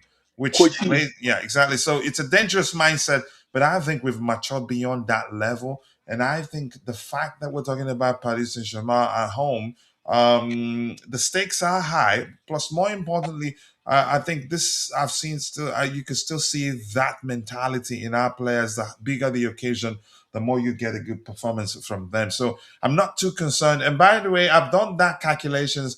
I think that's it could still end in a draw. PSG in the last 5 games, PSG's goal per 90 minutes is 1.78, and Chelsea's is 2.49 per 90 minutes. So Chelsea are scoring 0.71 more goals per night per 90 minutes over these five. You can say, again, which means it could still end in a draw, because the disparity in goals per 90 minutes is not that much. For me, I think that's still within the margin of error. But go ahead, what you were saying.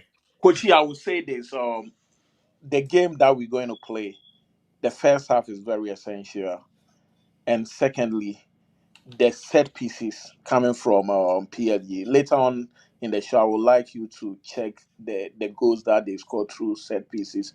It's also very important, because it seems like we haven't been so good when it comes to defending, when it comes to like set pieces. And why it is very important, these two things are very important. If you look at Chelsea this season, the games that we start so well, to the extent that everybody will be thinking that, hey, we are running away with 3 points, we end up bottle it. And the game you expect them to lose from nowhere, they are going to just surprise you with some performance and get either draw or win it. So going into Wednesday's game, if we have a very fantastic first half and we are able to score at least 2 goals, which I know is going to be very difficult, that is possible, then the question they should ask themselves, what is the next plan? Should we defend, or we should go in for more goals? Both scenarios are very, very, very, very important, and probably you might opt for going in for more goals. By so doing, you could end up losing that game. Or defending, you could just put a lot of pressure on you. You attract so many cards, you might end up also losing it. So the mentality, as you are saying, they are young and some of them are not very experienced, but I don't expect them to be so naive because some of them play for the national team. They've seen a high intense game and this shouldn't be a different one. The Club World Cup finals was something that they also experienced. Attendance was almost 80,000 or so. I stand to be corrected. So going to Paris, let's also not forget that the fans are going to be against them. They are going to be the visiting team. So there will be a lot of intimidation, a lot of noise, a lot of so much, things that can distract them. How are they going to take the pressure? All this put into consideration, they have to go out there and make sure that they are mentally tuned. They can, go through all the challenges and get the right results. Because if things go so bad, trust me, we might end up, getting knocked out from the tournament because the first leg is more important. Whatever results you get in Paris can help you to finish your job in London. That is what they have to work out. And they shouldn't think that, hey, we've beaten PSG, they've lost their game lately.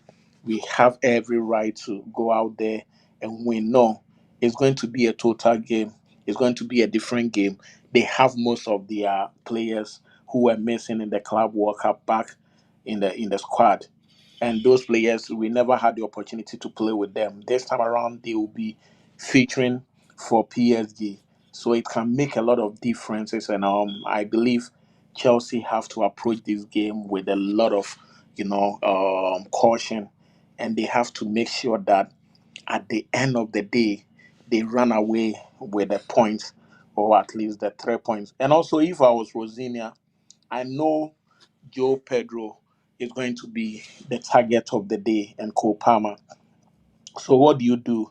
You can just, find another player who is capable of, causing a damage. Let that person get that winning goal for you and the game will be settled. Because if, let's say, they just target Joao Pedro and he doesn't have a very good day, or Cole Palmer, then what are we going to do? That means no one will be able to get us the goal. So They're if you not gonna do that. strategically, It's not their thing. yeah, if you strategically find another person, maybe Enzo Fernandez, who is very good, or maybe Caicedo, who can strike from outside the box to try and get something, I believe it will be very, very good. But if we solely depend on Palmer and João Pedro and these guys, block them and lock them without giving them the free will to operate, that means we are in for trouble and anything can happen. So we have to strategically go with with some form of formation where it can favor anybody to score.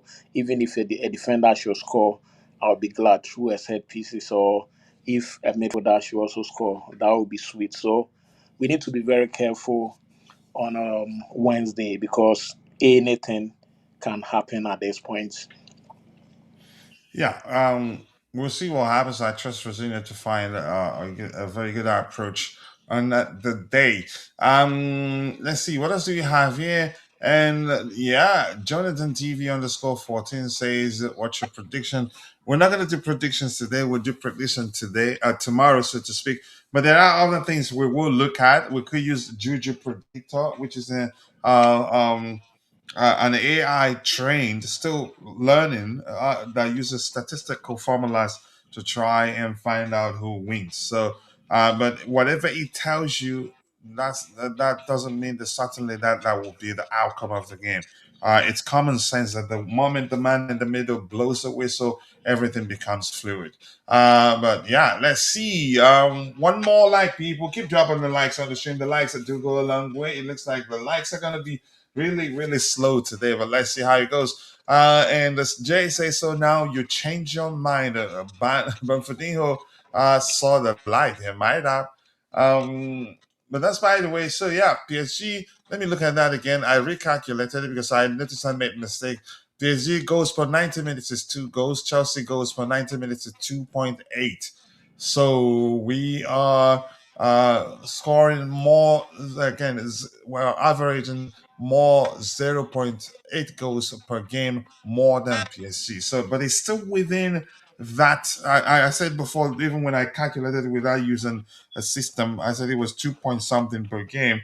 That is still within the margin of an error, the margin of error, which means it could end in a draw. So, Champions League. So the prediction here, let me just do it. I usually do that. So I'm going to go for a draw. I think that could end in a draw. Then we'll beat them at home. That's what I think will happen. But let's see. But maybe a lot more people. Maybe will. Let's see. Okay, let me just vote. Ooh, okay. It looks like a game that will end in a draw. That's because 48% thinks Chelsea will beat PSG, 17% thinks it end in a draw, 35% thinks PSG will beat Chelsea at home. So it is just slightly, yeah. You see what that's just the same. That is, you can say, slightly close to what the average goal per game tells us. Because the disparity in average goals per game isn't that much. Still within the margin of error, which means it could end in a draw.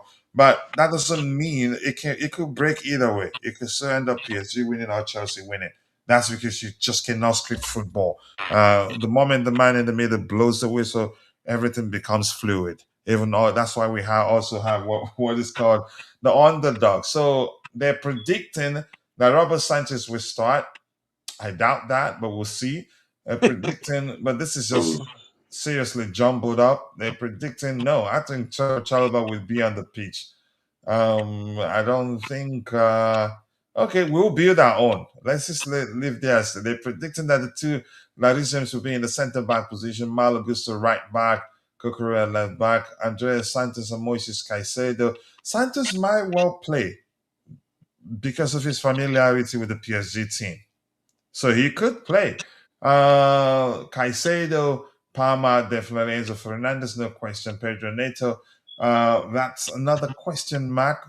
The manager might prefer to go with Garnacho, given that he's in a better form than Pedro Neto at the moment. But I've said before, if I were the manager, then I'd go for Neto because of he can be selfless and wouldn't mind sacrificing the offensive aspect of his game to help the team stay defensively solid throughout the game. So that's an interesting one for Chelsea.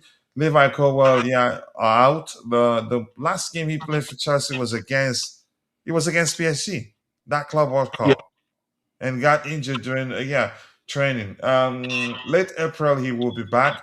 Estevão Willian hamstring, he's doubtful. We might see him. We might have him on the bench, and he'd be introduced as you can say as a PSG player tire out, so that he can come on and exploit their tiredness. Jamie Gittins doubtful.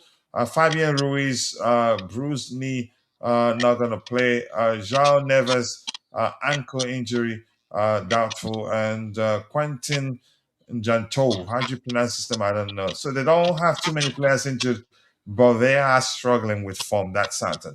So let's go to. I think I want us to go to see what Juju predictor says. I'm sure I did not touch the code. I'm not sure why he's saying what I have seen, but I think I'd be better off clicking it. I didn't touch the code. We coded it and made it independent for him, so that the system will be able to learn from its mistakes. We did that.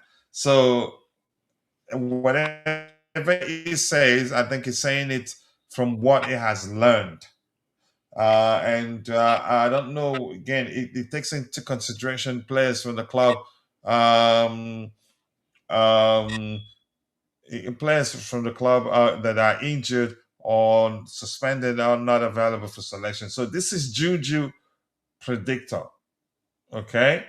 So now what we're gonna do is click it to see what it says will be the outcome of the game.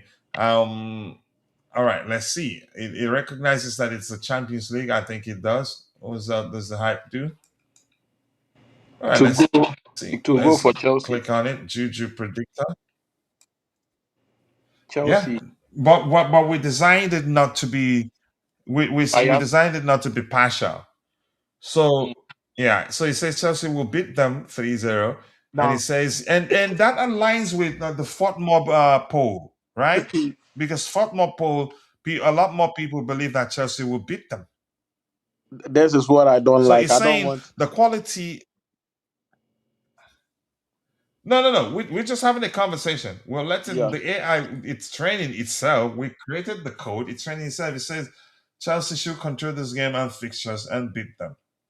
Mm. Okay. But that's by the way. Let's see what happens. Let's see whether it gets the call correct. We'll Yeah. find out. So there's comparing teams. This is the one I like. This tells us a lot. But when you compare teams, I think it only makes sense that, or maybe it's important that you consider the quality of the league that each of the teams play in. For instance, Ligue A is for me is an inferior Laid back. league to the Premier League. Yep. Sorry? Yeah, I say it's a laid back, Exactly. league. It's Yeah, not exactly. intense. So not surprising that PSG will have a lot. You can say much better. You can say rating in terms of pressing, goals, attacking in every department really, because yeah, they are. You can say the disparity in quality. When you talk about the squads playing in that league, they are billions of miles away that they shouldn't even be losing a single game per season. Mm. So this actually saying that they are more physical than us, which is off the bat, that's absolute horse dung. Hmm. They're not more physical than us. Yep. Maybe they press better than us, which I still think I doubt that. Yeah, they scored more goals than us. No, no, no, no question in that. You could say more attacking than us. That's according to this spider chat.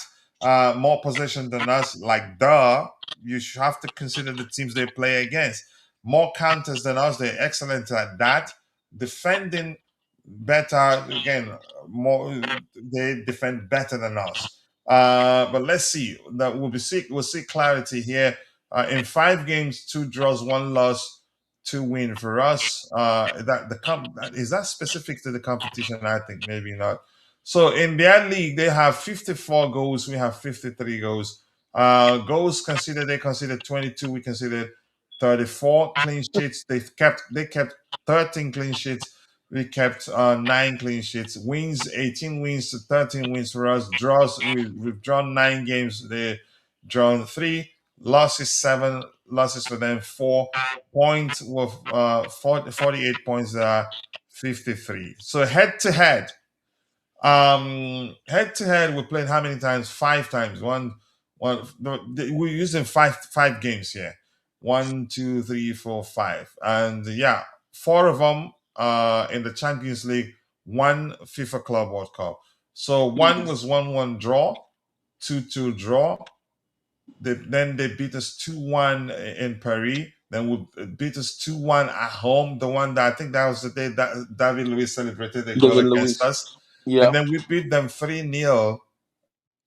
Um, yeah, we beat them That's 3-0 in the nice. Club World Cup. So we've beaten them only once. Mm. Yeah. So 1 win, 2 draws, and 2 losses. Mm. Yeah. And most of those bad results was through the Champions League. Yeah, all Champions League. But I think we have, in all honesty, say what you like about them. They have more of a unit than they had when they had Neymar, David Luiz, Thiago Silva, Ibrahimovic, all those big names. Those they had a better squad at the time. But what they have now that they didn't have that time, even Leo Messi at one point, yeah, they had Leo Messi, is that they have more of a unit than big name players that aren't playing that much as a unit at the time. Yeah, and they have a good coach. They have a good coach too, yeah, exactly. They also had good coaches at the time, but I think they learned the hard way that buying big names alone will not win you. That's it. Will not win you the Champions League. They realize, yeah, they need. You can say they need a unit, not big names, because they had Leo Messi, they had Neymar, they had at one point they had Zlatan Ibrahimovic, they had Mbappe, and one even you say they did well in the Champions League, but yeah, still wasn't able to win it with those big names around. Yeah, But that's by the way. So it's not gonna be easy. Although if you ask a lot of people, they tell you, yeah, Chelsea are definitely winning this one. But that's it's not. the thing Yeah, I don't want. I don't want us to be the favorite for this it's a game. dangerous mindset.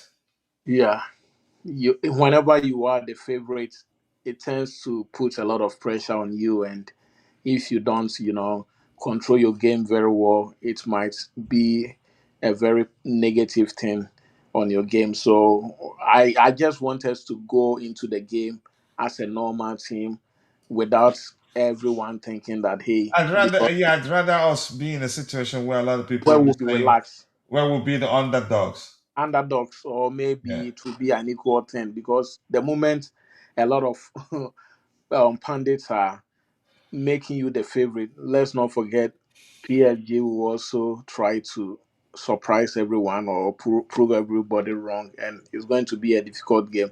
But as I said, as it stands right now, we probably stand a chance of getting a draw. Whether we can win over there in Paris is another question that will be known by Wednesday. But it's going to be a very difficult game. And what I also a bit shaky about it is the fact that sometimes Chelsea plays so bad. You don't know the kind of Chelsea that will show up on Wednesday. If you have Chelsea that played with Burnley, then I guess it's going to be very disastrous. And we've conceded a lot of goals through set pieces. Against Burnley, they had an opportunity to score us like last minute goal through a set piece, and were lucky on the day. So I'm not sure. I wanted to know more about PSG, how they utilize their set pieces and how many goals they've scored so far.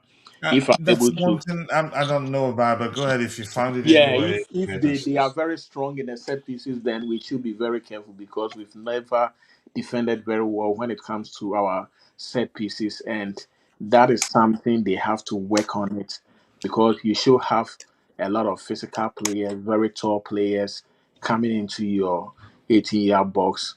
And the likes of Cucurella, Enzo, and all those guys, they are not that tall. So sometimes it's very difficult for them to defend very well. That is why I believe Rosinia should adapt a strategy where all the tall players will be in the 18 box and the shorter ones can get the break and try to utilize on that because it seems like most of the time we'll be bullied inside our own 18 and it results in a lot of goals and we have to work on that. It has been affecting the team so bad. So let's see if they utilize on the set pieces, then it's going to be a very dangerous situation for the team. All right, thank you so much for that. And we have my bro John3504 in the chat. How far did you go? Just 5 games. Just 5 games. But I appreciate you providing these for us. And this educates us even more. Head to head, all competition, 9 games, 3 wins, 3 draws. Okay. So 3 wins for Chelsea. Can you break it down further, please? If you're seeing them somewhere, can you break it down a lot more better for us so that we can understand how many losses, how many wins, and how many draws? So I'm guessing 3 losses. Since we already have, yeah, 3 losses will be correct. Since it's 9 games in total, 3 wins, 3 draws, it should be 3 losses. So John, thank you for educating us on that. I appreciate that. So Robert Sanchez, let's see, Robert Sanchez for Chelsea, 25-26. Okay, yeah, and 3 losses. I wanted to compare. Let me check this quickly. Give me 1 second. Thank you so much, John. I appreciate that. Yeah, it makes sense that it's 3 losses here since you had those both there. And let's see. Okay.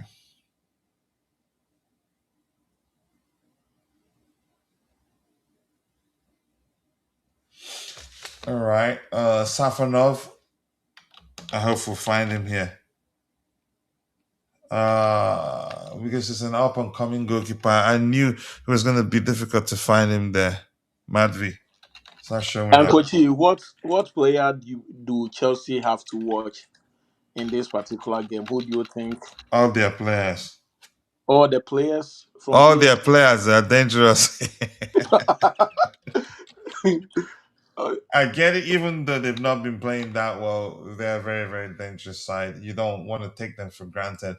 So now, like yeah, here's just quickly, how do you get this lineup builder? This is if you go to Chelsea Perspective, www.chelseaperspective.com. Let me show it to you. If you don't have an account yet, request access. I will see you. I will grant you access so that you'll be able to use the Juju predictor. You see up and coming games. You see our completed games where you can go and rate players. You'd see quick polls to participate. You see on this day, usually 3 items per day if there are 3 items to present. Then we have the Chelsea squad. You can see everything you need to see about the Chelsea squad. You can see fixtures, quiz zone to go play with quiz, loan watch to see Chelsea players out on loan to see how they're doing. Tier list, you can build tier and download tier list. Then you can go to the community on match days. We usually have conversation there. You can go statistics. Let's just click on statistics here. I'm not going to click everything. So we have how many red card this season? a lot. 4 red cards when this is not accurate. It's been a lot more, maybe particular to one. That's not accurate. Joao Pedro 18 goals in total. Enzo Fernandez 11 goals. Cole Palmer 10 goals. You see all those things. But what we want to do right now is use the lineup builder so we can do a combined 11, which is usually fun to do. So if you go to chelseaperspective.com, at the bottom, once you log in, you cannot get all the features except if you create an account or if you request access and you gain access. It's www.chelseaperspective.com. So I'm gonna click on lineup builder. And if you as you use it, if you see anything that's not accurate, you can tell us so that we can correct it. So we go full screen. We're gonna just go with 4-2-3-1, the starting structure. We promised you guys we will add another. We will add another. What's it called? We will add another more formations so that yeah. But we haven't done that. So because we're doing a combined 11 exercise, and by the way, you can actually go there, build your lineup, predicted lineup, and download it and share. Yeah. So we're doing a combined 11. So we do that. We'll select PSG. It's already, we're going to go PSG. Okay. Where is it? Paris Saint Germain. There you go. It's already here. There you go. Paris Saint Germain. Select it. So we have PSG. So the goalkeeper in the badminton, I think we have a better goalkeeper than them. I get it, even though Sanchez, yeah, he's in some trouble. In my opinion, I'd still pick him over the Paris Saint Germain goalkeeper. But that's my opinion anyway. We have two more panelists on here to debate that with. And with those of you in the chat, do you think we have a better goalkeeper than Paris Saint Germain? I'd say yes. Maybe I'd say I'd see it differently if they had Donnarumma as a goalkeeper. But yeah, he's now at Manchester City. Jay, big up to you and thank you for finding the time to join me on the panel. Just in time to be part of the combined 11 exercise. Let's hear you. Who starts between the sticks?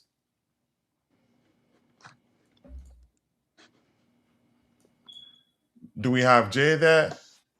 Big up, coach. Big up Uh, to you too, bro.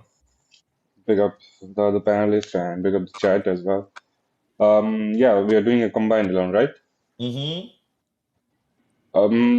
Look, their keeper is not really that haven't been that great. I think they have also been like changing and chopping between the two goalkeepers. The one that they thought of, building on the long term, the replacement for Donnarumma, he hasn't really turned out to be what they thought he would be. So they have also been chopping and changing. Now if Sanchez was to start this game, I would say Sanchez because he has been the better goalkeeper.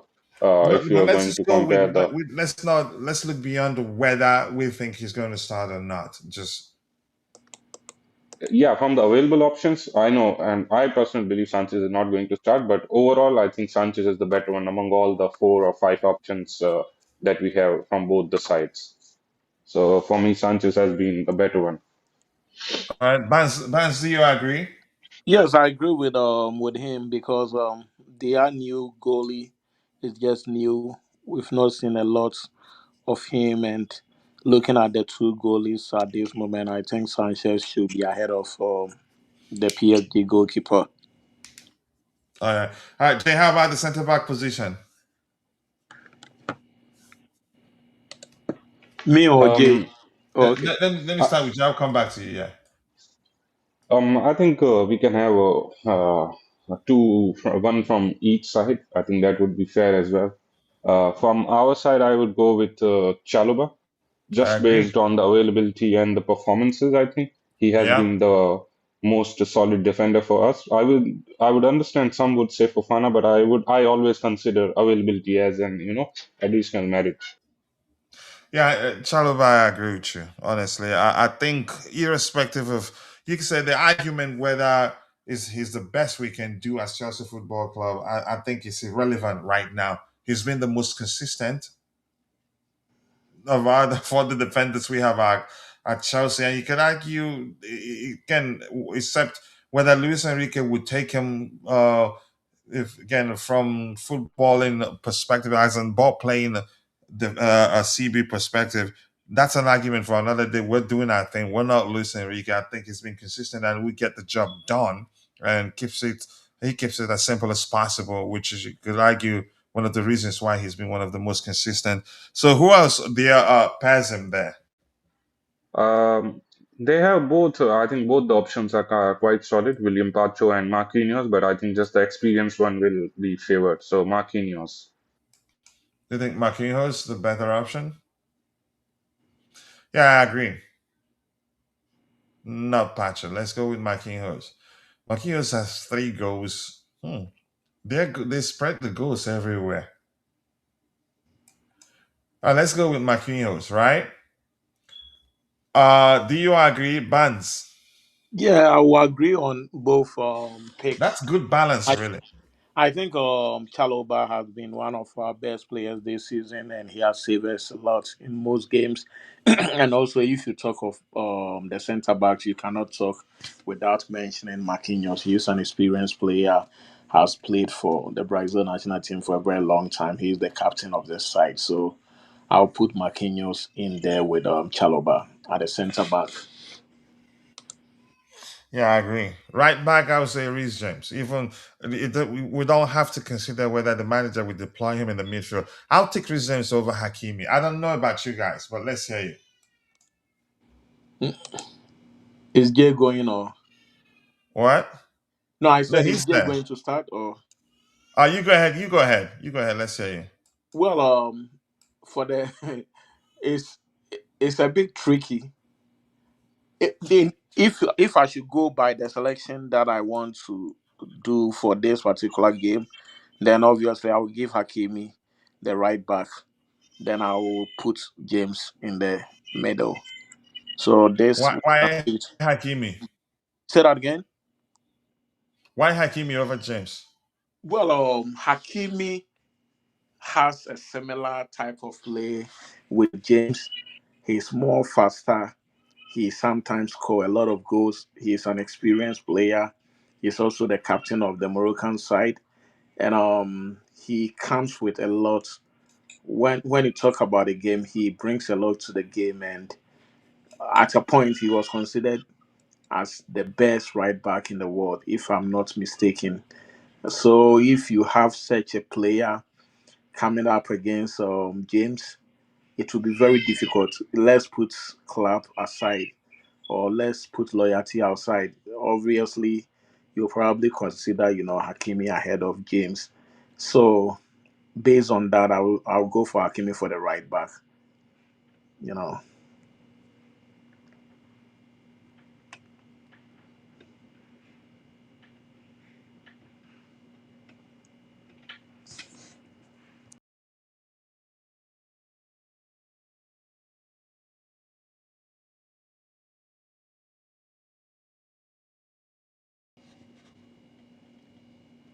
Hello. Apologies. I'm saying I'm comparing the event statistics because yeah, as we do the combine the 11, we can compare the player we want to decide whether to choose or over the other player. But just give me 1 minute. Give me 1 minute. A Sure. few seconds actually. I'll be back.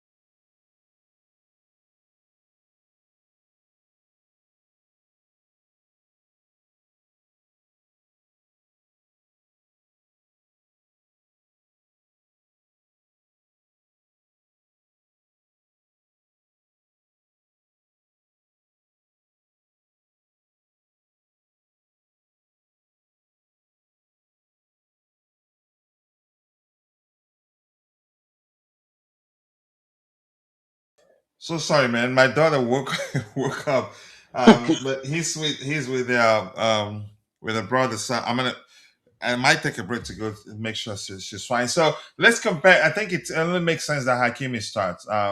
Dribbles 16 in total.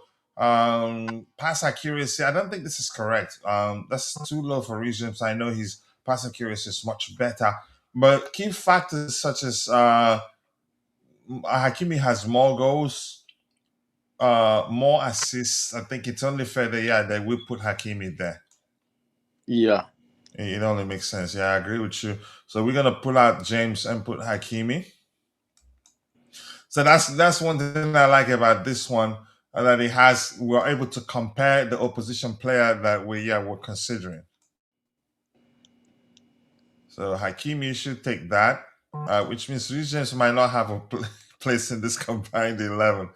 Honestly, I and will find I some place like for being him. objective. I don't want to just because of my love for Regents and just putting them in there. But if we go and if we, let's say He we can be on the agree, bench.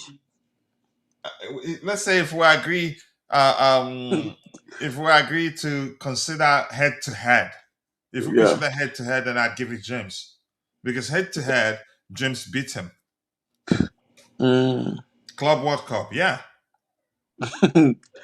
Yeah, that is right. But they also are looking for track record, like what he has achieved over the years is more important. So And what has he achieved that James hasn't achieved? that's another good question.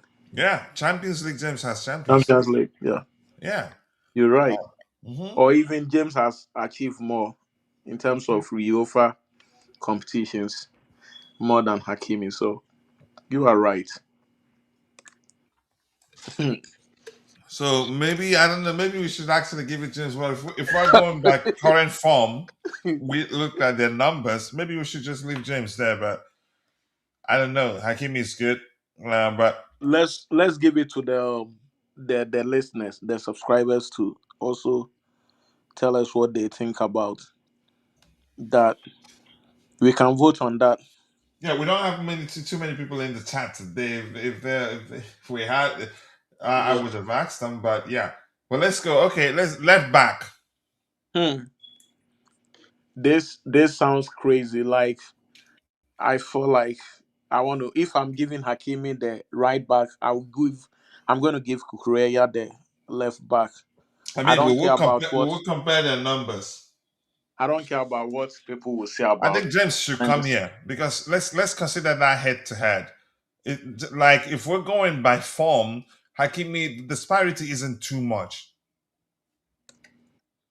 Mm. I get it, pace and everything. I said let's give it to James. Honestly, Hmm. what do you think? Because we should consider head to head. It's a thing in football. We're not head to head. We're not making it up, or did we? Why don't that Coachy? Let's put James from the bench. I mean, we don't have bench. We're just going the starting The 11. starting 11. Let's Mm-hmm. give it to Hakimi. We'll find a place to Really? put James. Yeah, I will squeeze James somewhere.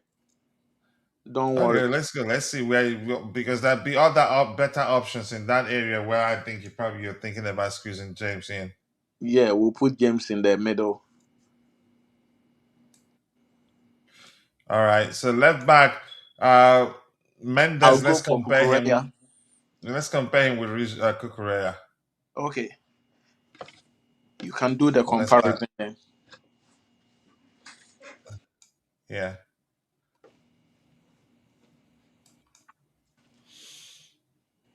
Cucurella.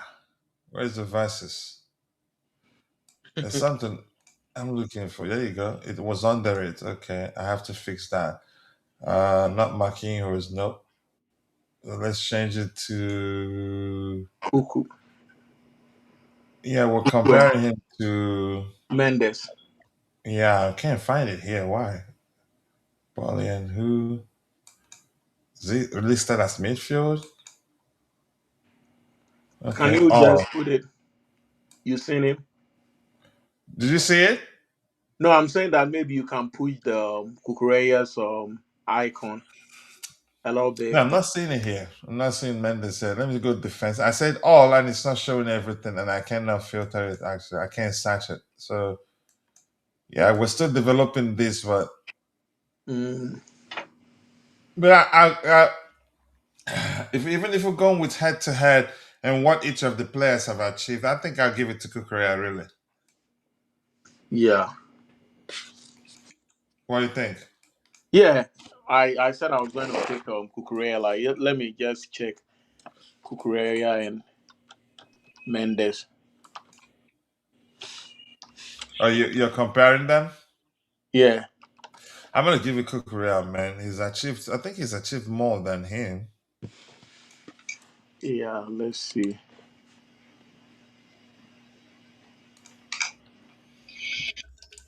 Mhm.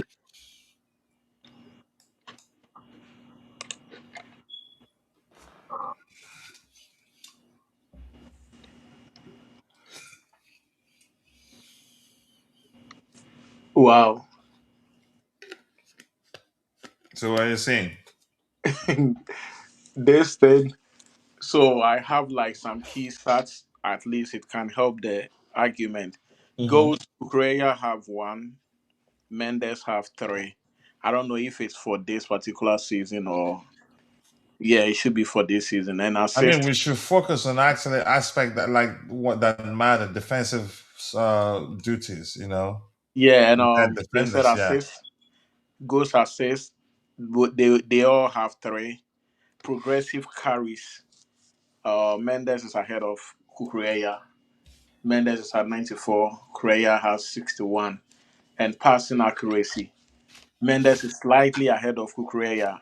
86.75 against 83.94. And I think that is what I've seen here so far. Maybe I can check some other. Let me use this spot. Let me use this here. Ooh, he has he has more assists, more crosses, ball carrying more. Cucurella better aerially, defensive duels.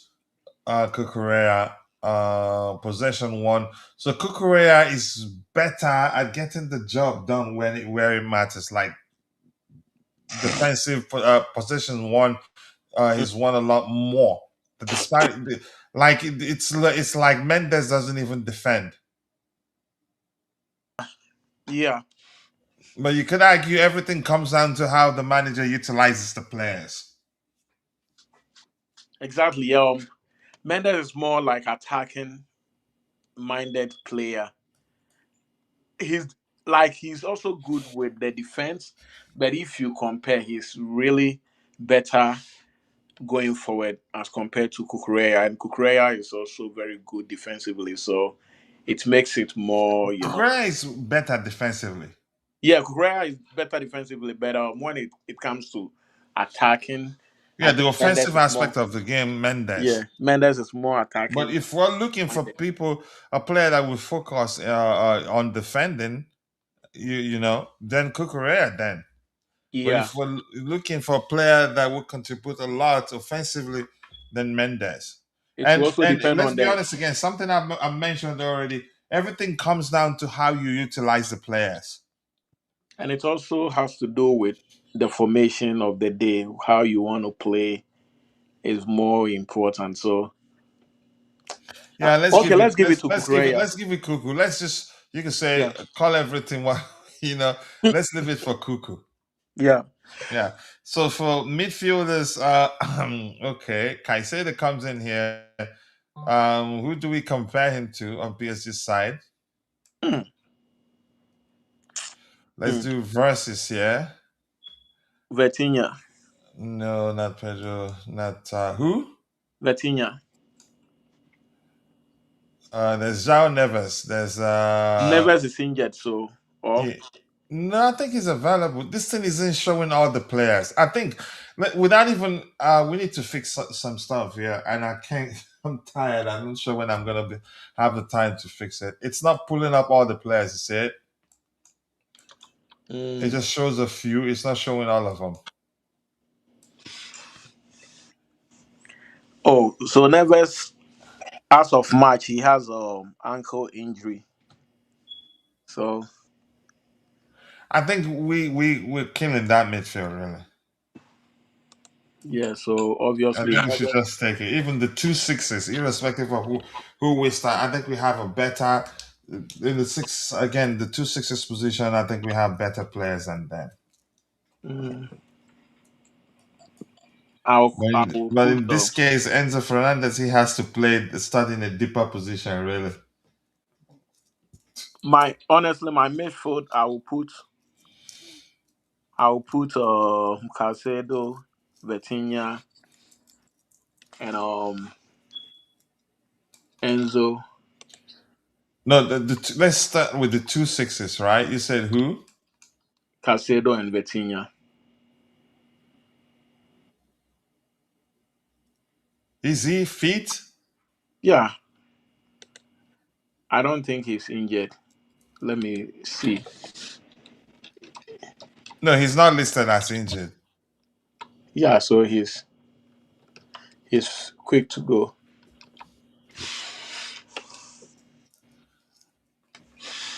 He gets bullied easily, man. But I wouldn't give him that He's opportunity. he's Really. he's very good in in the attack. So obviously he can advance in an area where he can, provide an assist or even scoring by himself. He's a very clever, player. So obviously I will give it to Caicedo and Coutinho. And I'd rather Enzo Fernandez deeper, Vitinha. But you say you want him as one of the two sixes. I'll just leave it for you. Yeah, one of the two. Mm.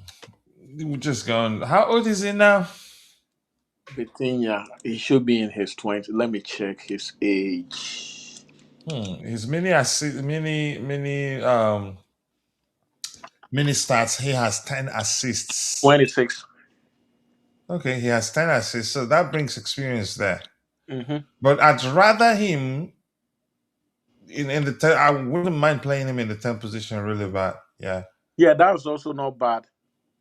But if you put him at number 10, where Enzo is going to play?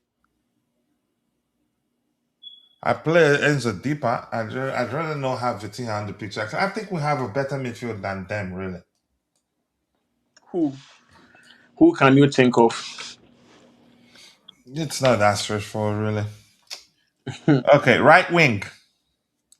Right wing. Hey. Mm, mm, mm, mm, mm. I'll try Palmer at the right wing. Who? Cole Palmer at the right wing.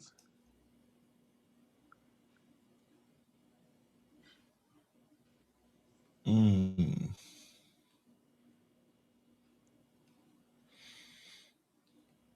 okay.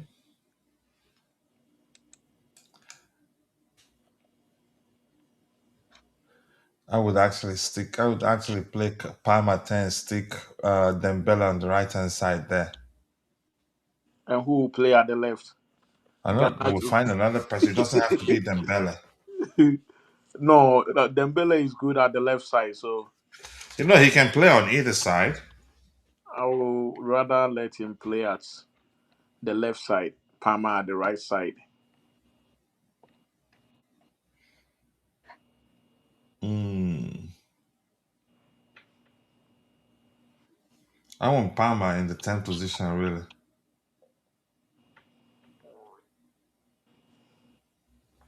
Dembele is better off on the right. So I'm going to say Dembele here.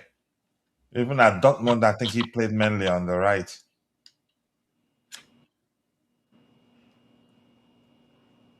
Dembele at the right.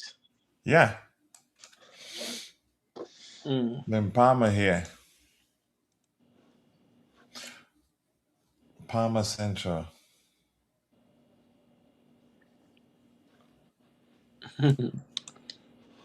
interesting. I think we have a better. I wouldn't even give Vitinha a chance to start for experience, really. But we need Caicedo for defensive solidity. Caicedo and who?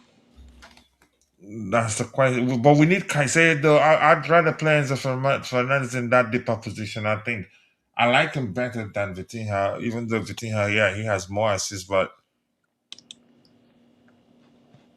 Enzo, who was I looking for? What position was that? Okay, Palmer in the 10th position.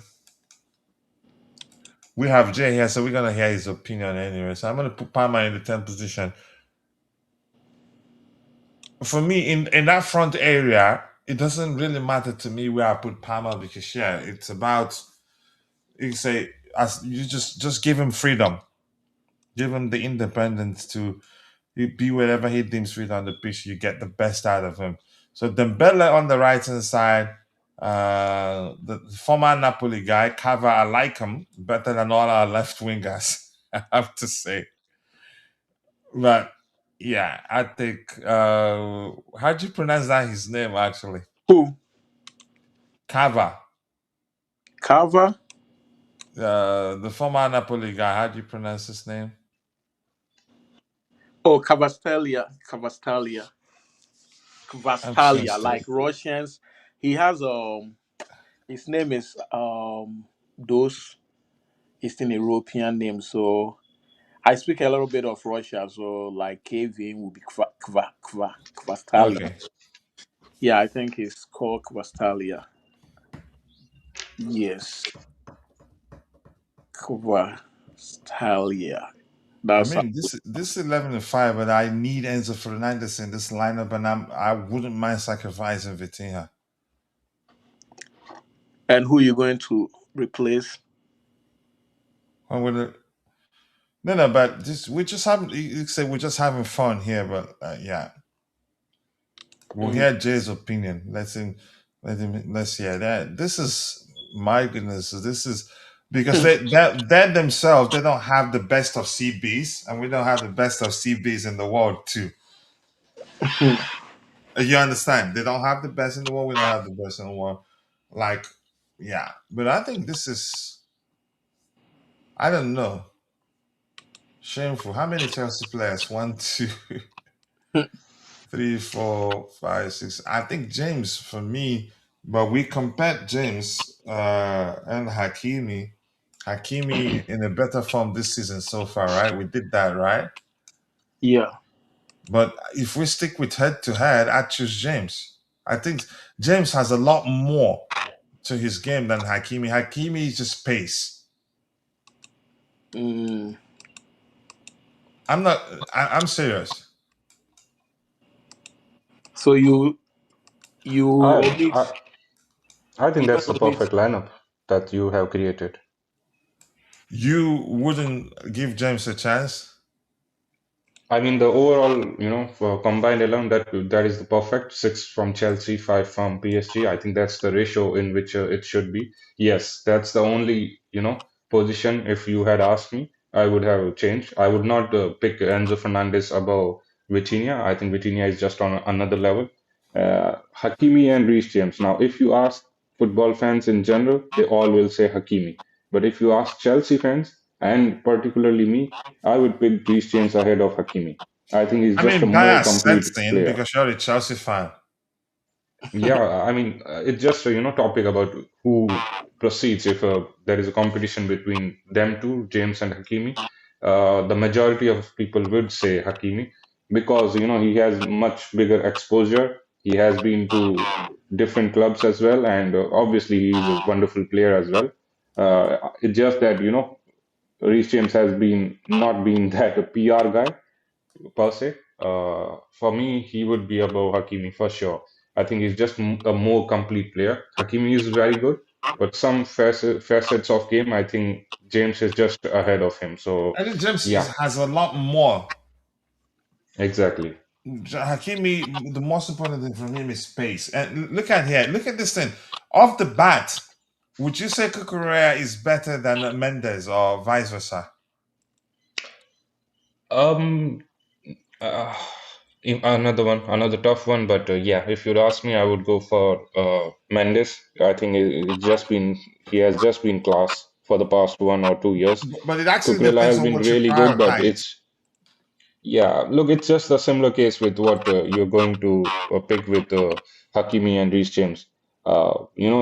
The same way in which I see James just a little ahead of Hakimi, in the same manner I see Nuno Mendes a bit ahead of Cucurella. Okay, look at it. Let's look at it. I think if you're looking at the spider graph on the screen, right? Yeah, Okay.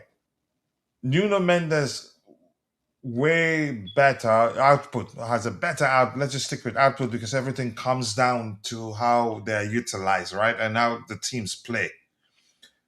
yeah. A lot more progressive passes, a lot more assists, a lot more crosses, a lot more ball carrying. Then pay attention now. When it comes to where it matters, because both are defenders, right? I mean, yeah, So if that you what see, where this is the reason I'm saying this is that remember I said it depends on what you're prioritizing. If you want, if your priority is just to get someone to defend and every now and then contribute offensively, but focus on defending mainly, then yeah, pay attention. Kukurea, possession one, the disparity in successful possession one to that of Mendes, it's yawning basically the entirety of the length of you see it. No, Nuno Mendes barely, you say, has a gap between the center of that spider graph to where it is right now, the blue one. Okay, in terms of defensive duels, slightly ahead. aerial better. So if you really want, if the focus is defensive, you can say defensive solidity. Yeah, I think I'd go with Cucurella. But if I want a player that would do a lot offensively for me, I'd take Mendes. Bearing in mind that the fact that he has a lot more, he has better numbers when it comes to offensive metrics. That doesn't necessarily mean he's a bad player or he's a bad defender. So both are good players. I think it's important to always consider how they're utilized. And Cucurella, I don't know. I get it. He's gotten some goals, but I think he does a lot defensively. I think he's always cautious of, you could say, not leaving spaces in behind. Look, on the eyes, it's very clear that Nuno Mendes is quite ahead. A lot of people would like to see Nuno Mendes. We all know it's very erratic and it doesn't really to please the eyes. Cucurella, Nuno Mendes is ahead in that matter. The eye test, I think Nuno Mendes is I far mean, ahead, and Just even quickly, if you don't mind, those offensive yeah, metrics where he thrives, those are eye yeah, pleasing metrics. yeah, exactly. Yeah, but go ahead. But even if you go by this chart, there is just one metric in which Cucurella is, far ahead of the other metrics And that compared to defensively, that's Nuno very, very Mendes. important. That is very, very important defensively. But then again, fullback is also, it's subjective. How you're watching, how you're really seeing that fullback position. Trent Alexander-Arnold is one of the best going forward and one of the worst as a fullback Yeah, tell me defensively, about and it. that is why a lot of people don't rate him. And I think similar things can be said about Cucurella as well. And even with this chart, we can see that he's not that great going forward. And overall as well, if you're going to compare it with this chart, there is clear, heavy heavy advantage to Nuno Mendes in terms of the metrics in which he dominate, whether it's going forward or just defend proper defending. I don't see a lot a lot of argument for Cucurella to be ahead of Nuno Mendes. That would be just our fan bias, I would say. It's much more debatable in Hakimi and James, in which I prefer James, but Cucurella and Nuno Mendes, I think it's not really a debate. Cucurella is very good for us, but Nuno Mendes is literally a Ballon d'Or contender. Wow. So you think it's Mendes? Yeah, I do think. Yeah, that we need to fix something here. I'm not able to pull it up so we can compare it here with better, you can say, visual. So yeah, okay. I think I agree with you. Let's just give it to him. But I think we need to look at that of what's his name, Hakimi James. and James. I think we should. Let's see what numbers tell us anyway. Yeah, even But without let's see numbers, I would choose James. I think he's just a really, really good footballer. and he has a lot more to his game than right. Yeah, a lot more. I mean, you can compare him with any position and he will still give a solid fight. He's that type of a player, Reece James. So I'm gonna reset this. I think I messed up some stuff here. 4-2-3-1 Sanchez, and we all agree on that one. That's a bug that we need to fix. Who did we choose from the? Okay, there you go. Who is he? Marquinhos, Chalobah, and you agree with Chalobah's, right? Yeah, All right, where's it? Where's Chalobah? We're gonna come back to Chelsea here. Okay, right back. We will redo that one here. Nuno, right? yeah. Mendes, good player. So okay, so here Caicedo.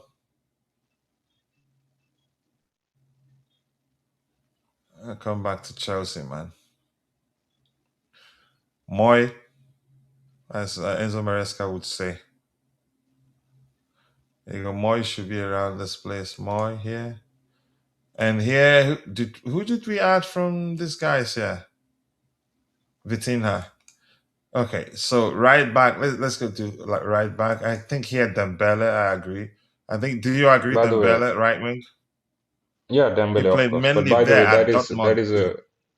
that is a very delicious pivot. Caicedo and Vitinha, that is world class. Mm. I can't. I'd pick Enzo. I like Enzo Fernandez a lot. Maybe to to a bias extent, maybe. But yeah, between not of so you and Bands are on the same level on that one. So I'm looking for Palmer here. What is Bananote still doing there? I hope Palmer cooks. Okay, let's go to here and do Reece James fullback. Okay, well, fullback still. All right, let's do James here. Reece James and then Hakimi. Achraf Hakimi. Ooh.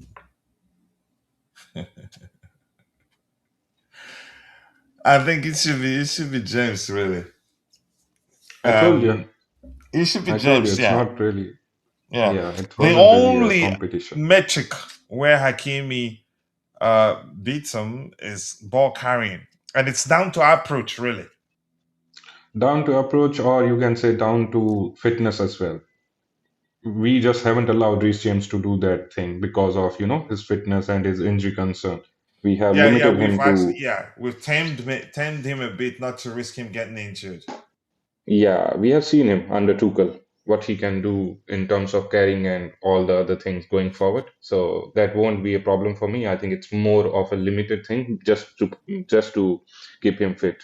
But yeah, the other metric speaks clearly that James is the better one. I mean, it's not that big of a gap in terms of what the chart is Well, showing, but in yeah, it's certain metrics, because here's the thing, Jay, wouldn't it be correct to say that Hakimi is actually like Trent in some aspect? He's excellent offensively, but doesn't not that much of a good defender, in my opinion. to some extent, yes, but comparing him to Trent in terms of the defensive ability would be a disrespect because Trent is pure ass and he's quite better. Hmm. Yeah, so it makes sense that we give it to Reece James. Yeah. It's not So the even. balance is still in favor of Chelsea, 6-5. Oh yeah. Let me see. So, oh no! Come on, what are you doing, Coach? Come back to here. Find James. Because of the way we use him, you find him in the midfield section. All right. So left side, the former Napoli guy, Cavs. Where's Cavs? Vastalia. Cavastalia, is that how it's pronounced? Yeah. He's such a fine player, man. Yeah. All right, number 9. They don't even have anything close to Joao Pedro, right, Jay? I don't know. I don't even know who their number 9 is. I think it's the Ramos guy. They still have. Did they Gonzalo Ramos? Did they sell him? Yeah, I think he's still there. So nah, he's nowhere near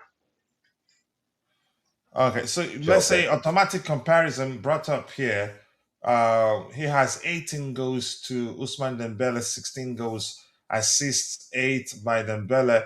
Because Dembele almost always operates like a hybrid. Sometimes comes off from the flanks.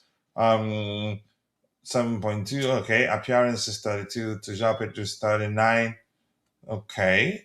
Key passes 33, a lot more key passes from Dembele 63. But Dembele operates mainly as a provider. But always they play with a fluid approach. Let's just leave it at that. Dribbles 31, Joao Pedro 38, tackles 8, 26 interceptions. Joao Pedro contributes a lot more defensively. Shots 64 from Dembele, 54 from Joao Pedro. Shots on target, nearly even actually, 34 to 32, with Dembele having 2 more. Dues one. I think we don't need to even compare them in that aspect. But yeah, if we're going for now number 9, there's more like a traditional number 9, and you could say hybrid enough to drop deep and participate in the play. I think it's Joao Pedro. It wouldn't even make sense to consider any other person in that position. So Enzo Fernandez didn't get a place here, really. Yeah, unfortunately, there's not a place where we can actually put him. You know, it's Yeah. unfortunate. He's a very good player, and he somewhat deserve it. But just on the basis of these players, I don't think he gets a place. Yeah, something I saw got me concerned. Pies releases tweet saying Reece James wasn't seen in training. Somebody saying, okay, I think he's quoting someone. Let me look at that Yeah, again. I I'm think not concerned. I saw. Chelsea training today. Okay, that's Pies' opinion, to be more specific. I didn't see Reece James or Esteva in the pictures. Rosina presser tomorrow. Okay, the presser is actually tomorrow, so we'll find out. Let me see, do some detective work here. So I can There are see. Sorry, go there are a ahead. lot of replies under that tweet of PYS, and people are quoting him and giving him some zoomed in photos and spotting James. So it looks like he is there. It's just not being visible from few angles. Yeah. Okay, Ganacho there, Cucurella behind that guy. Enzo Fernandez, Moises Caicedo, Andrea Santos, that's definitely him. So let me see. Yeah, thank goodness you've seen it. Okay, here you go. That's Josh Archibong. I agree with that one.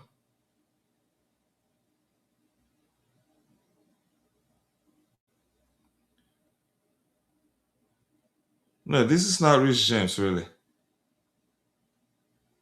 Somebody zoomed in on somebody I would say is Josh Archibong, and that's not Rich James. I mean, there is no clear evident I photo think people are to just really. playing. Oh, Yeah, but I this mean, they one, are just definitely, guessing. that's The James here. same, the There's same way James, yeah. people. If you see, there's one of the pictures. I think that's James. I'm not Yeah, sure. I can't. Do I need to go? Okay. Let's go. Let's open that. Let's go to that place and look at it together. From PYS, right? yeah. That's the Okay. new segment that we are doing on this show now. The detective coach. No, but it looks like something that's gonna be fun, bro. So let's find PYS and go there. But some people are trolling, really. PYS, where is it? Pies. If it is PYS, it should be all caps. We've seen that one. It looks like it's an older tweet. Is it? Okay, there you go. It's this particular one, right? Okay, I didn't see Reece James. I think he knew this would a lot of clicks. Okay, even if we look at it, I think we can see a lot ourselves. This first photo here. Okay, Garnacho, definitely this is Andrea Santos, this tall guy here. He's blocking. Andrea Santos is blocking. What's his name? Cucurella. The hair gives it away, right? And you could tell. I've seen something that helped me realize easily that Reece James. I think this is Joao Pedro, but he's blocking Reece James. And if you look at down further here, the foot area. Let me see if I can zoom out. Yeah, this is Reece James. Yeah, you see his face. Yeah, Jay, can you see it? Yeah, I can see it, and Yeah, also and the then the the Champions League calf trophy area. on his leg. You see that right leg there? Really? Can you see Yeah, the trophy? it's That tight, will but clear it all.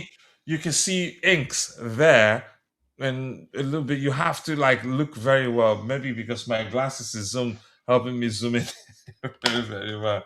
But yeah, let's see.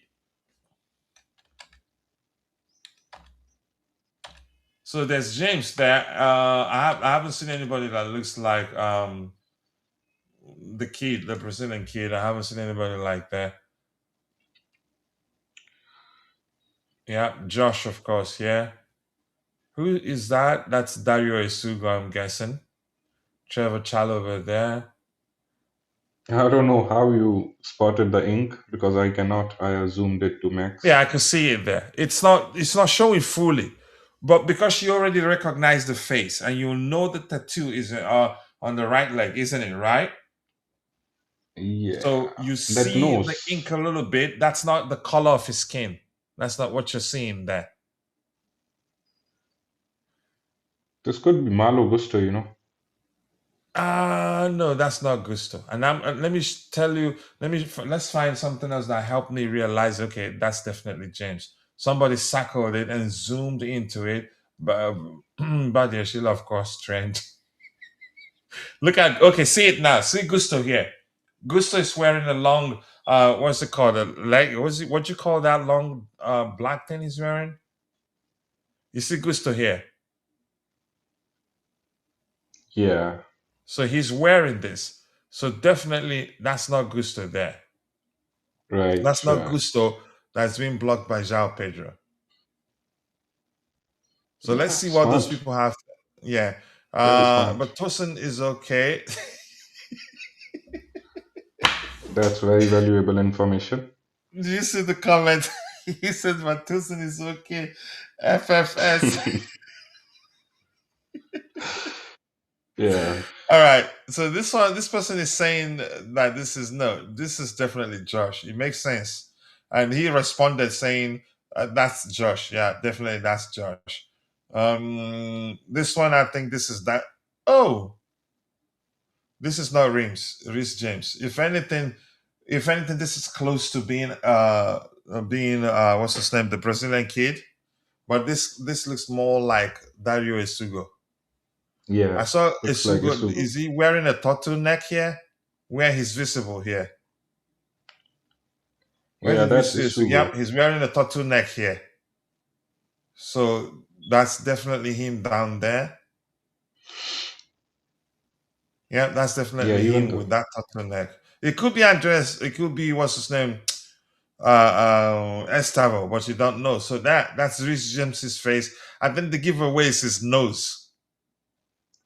That yeah. uniquely shaped nose. Who's Could this? That's Badia Sheila there, right? Go ahead. You were saying something. could be James. I've never really focused on his nose that much, but yeah, could be. No, no. Yeah, coach, you got it. That's definitely Isugo. Look at it. Yeah, that's not Estavo. That's Isugo. Estavo doesn't have Even you know, what even we by call even by the process, even coach, even by the process of elimination, we can analyze yeah. that is James Yeah, because that's James. No, this it one can't be here, anyone James, else. this is Sasugo because of the hairstyle. That's clearly Sugo. Yeah. But and the yam. This is very funny what people are doing here. They're just taking the This piss. is this is really enjoyable. I like it already. Okay, that's whose leg is that? I don't know. This is funny really. Was that taken today? Let me see, check my WhatsApp. They usually share training photos on the day. But he trained yesterday. Maybe we can, Reece James shoes can help if anyone knows what kind of shoes or if he changes them. But we've already seen James. We've already agreed James is there, really. I'm gonna check something else, yeah. Let me see if they sent on WhatsApp like they usually do. Chelsea FC.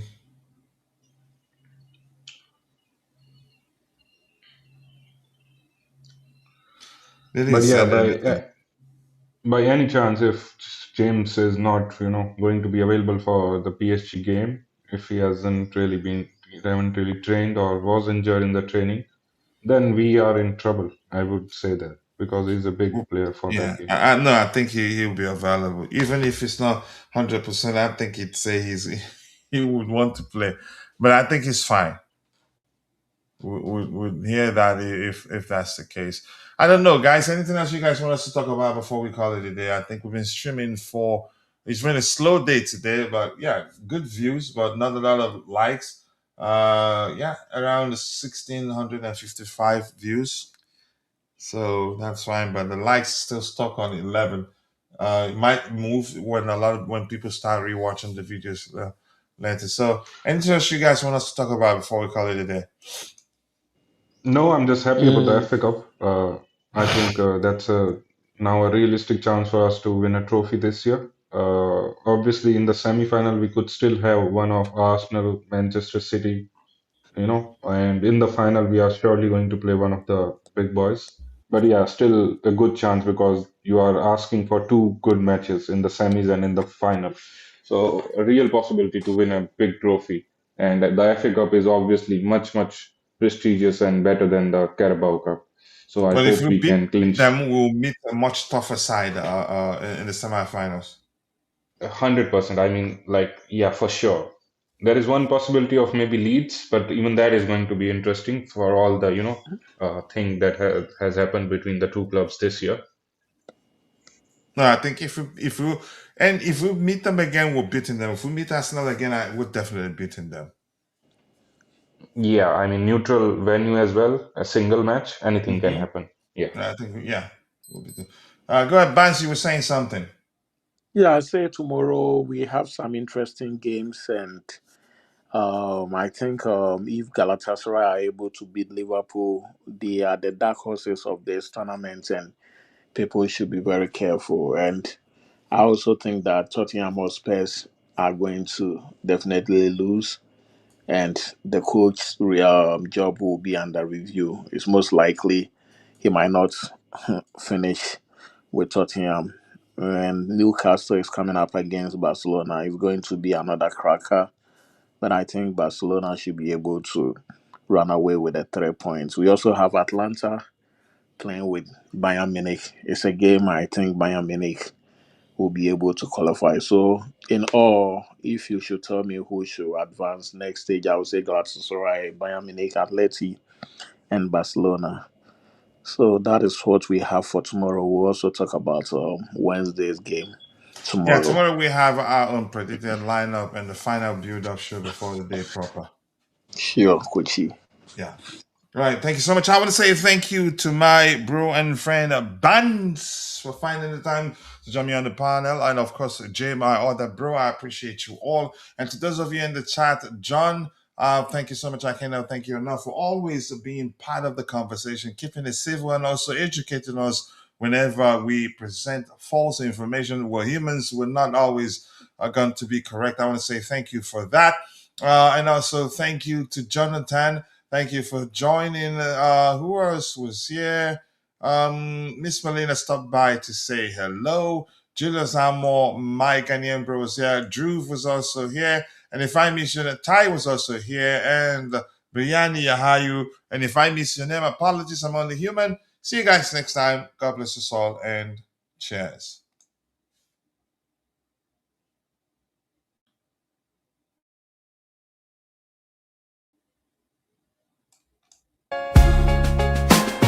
Chelsea, the dream keeps us strong. Through every challenge, we rise, never wrong. With every goal, we fly, hearts on fire.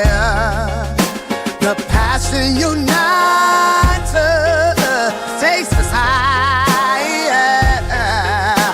Keep on singing, support never fades. Together we stand in this blue brigade. Tonight is our night. For Chelsea we stand. Oh yeah. Your blue flag flying high, fly high.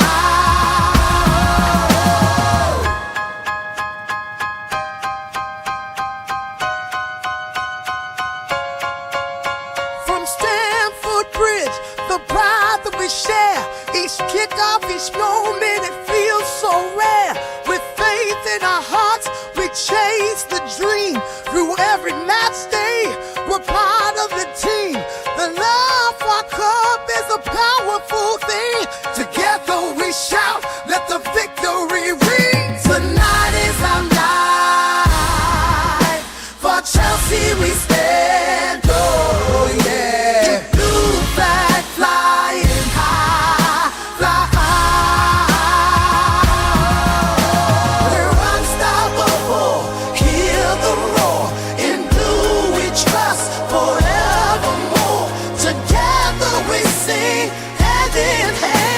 but Chelsea forever will stand. Tonight is our night.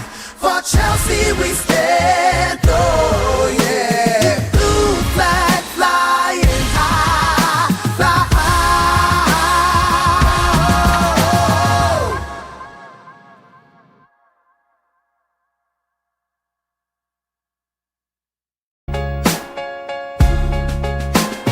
Chelsea, the dream keeps us strong. Through every challenge we rise, never wrong. With every goal we fly, hearts on fire. The passion unites us, takes us higher. Keep on singing, support never fades. Together we stand in this blue brigade. Tonight is our night. For Chelsea we stand. Oh yeah. Blue flag flying high, fly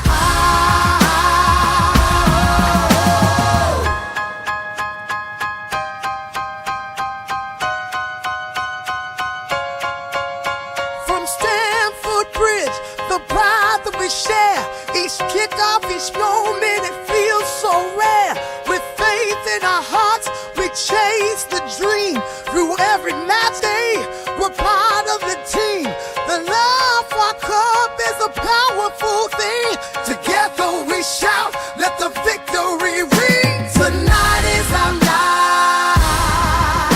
For Chelsea we stand. Oh yeah. Blue flag flying high, fly high. We're unstoppable. Hear the roar. In blue we trust forevermore. Together we sing hand in hand. But Chelsea forever will stand. Tonight is our night. For Chelsea we stand. Oh yeah. Blue flag flying high, fly high.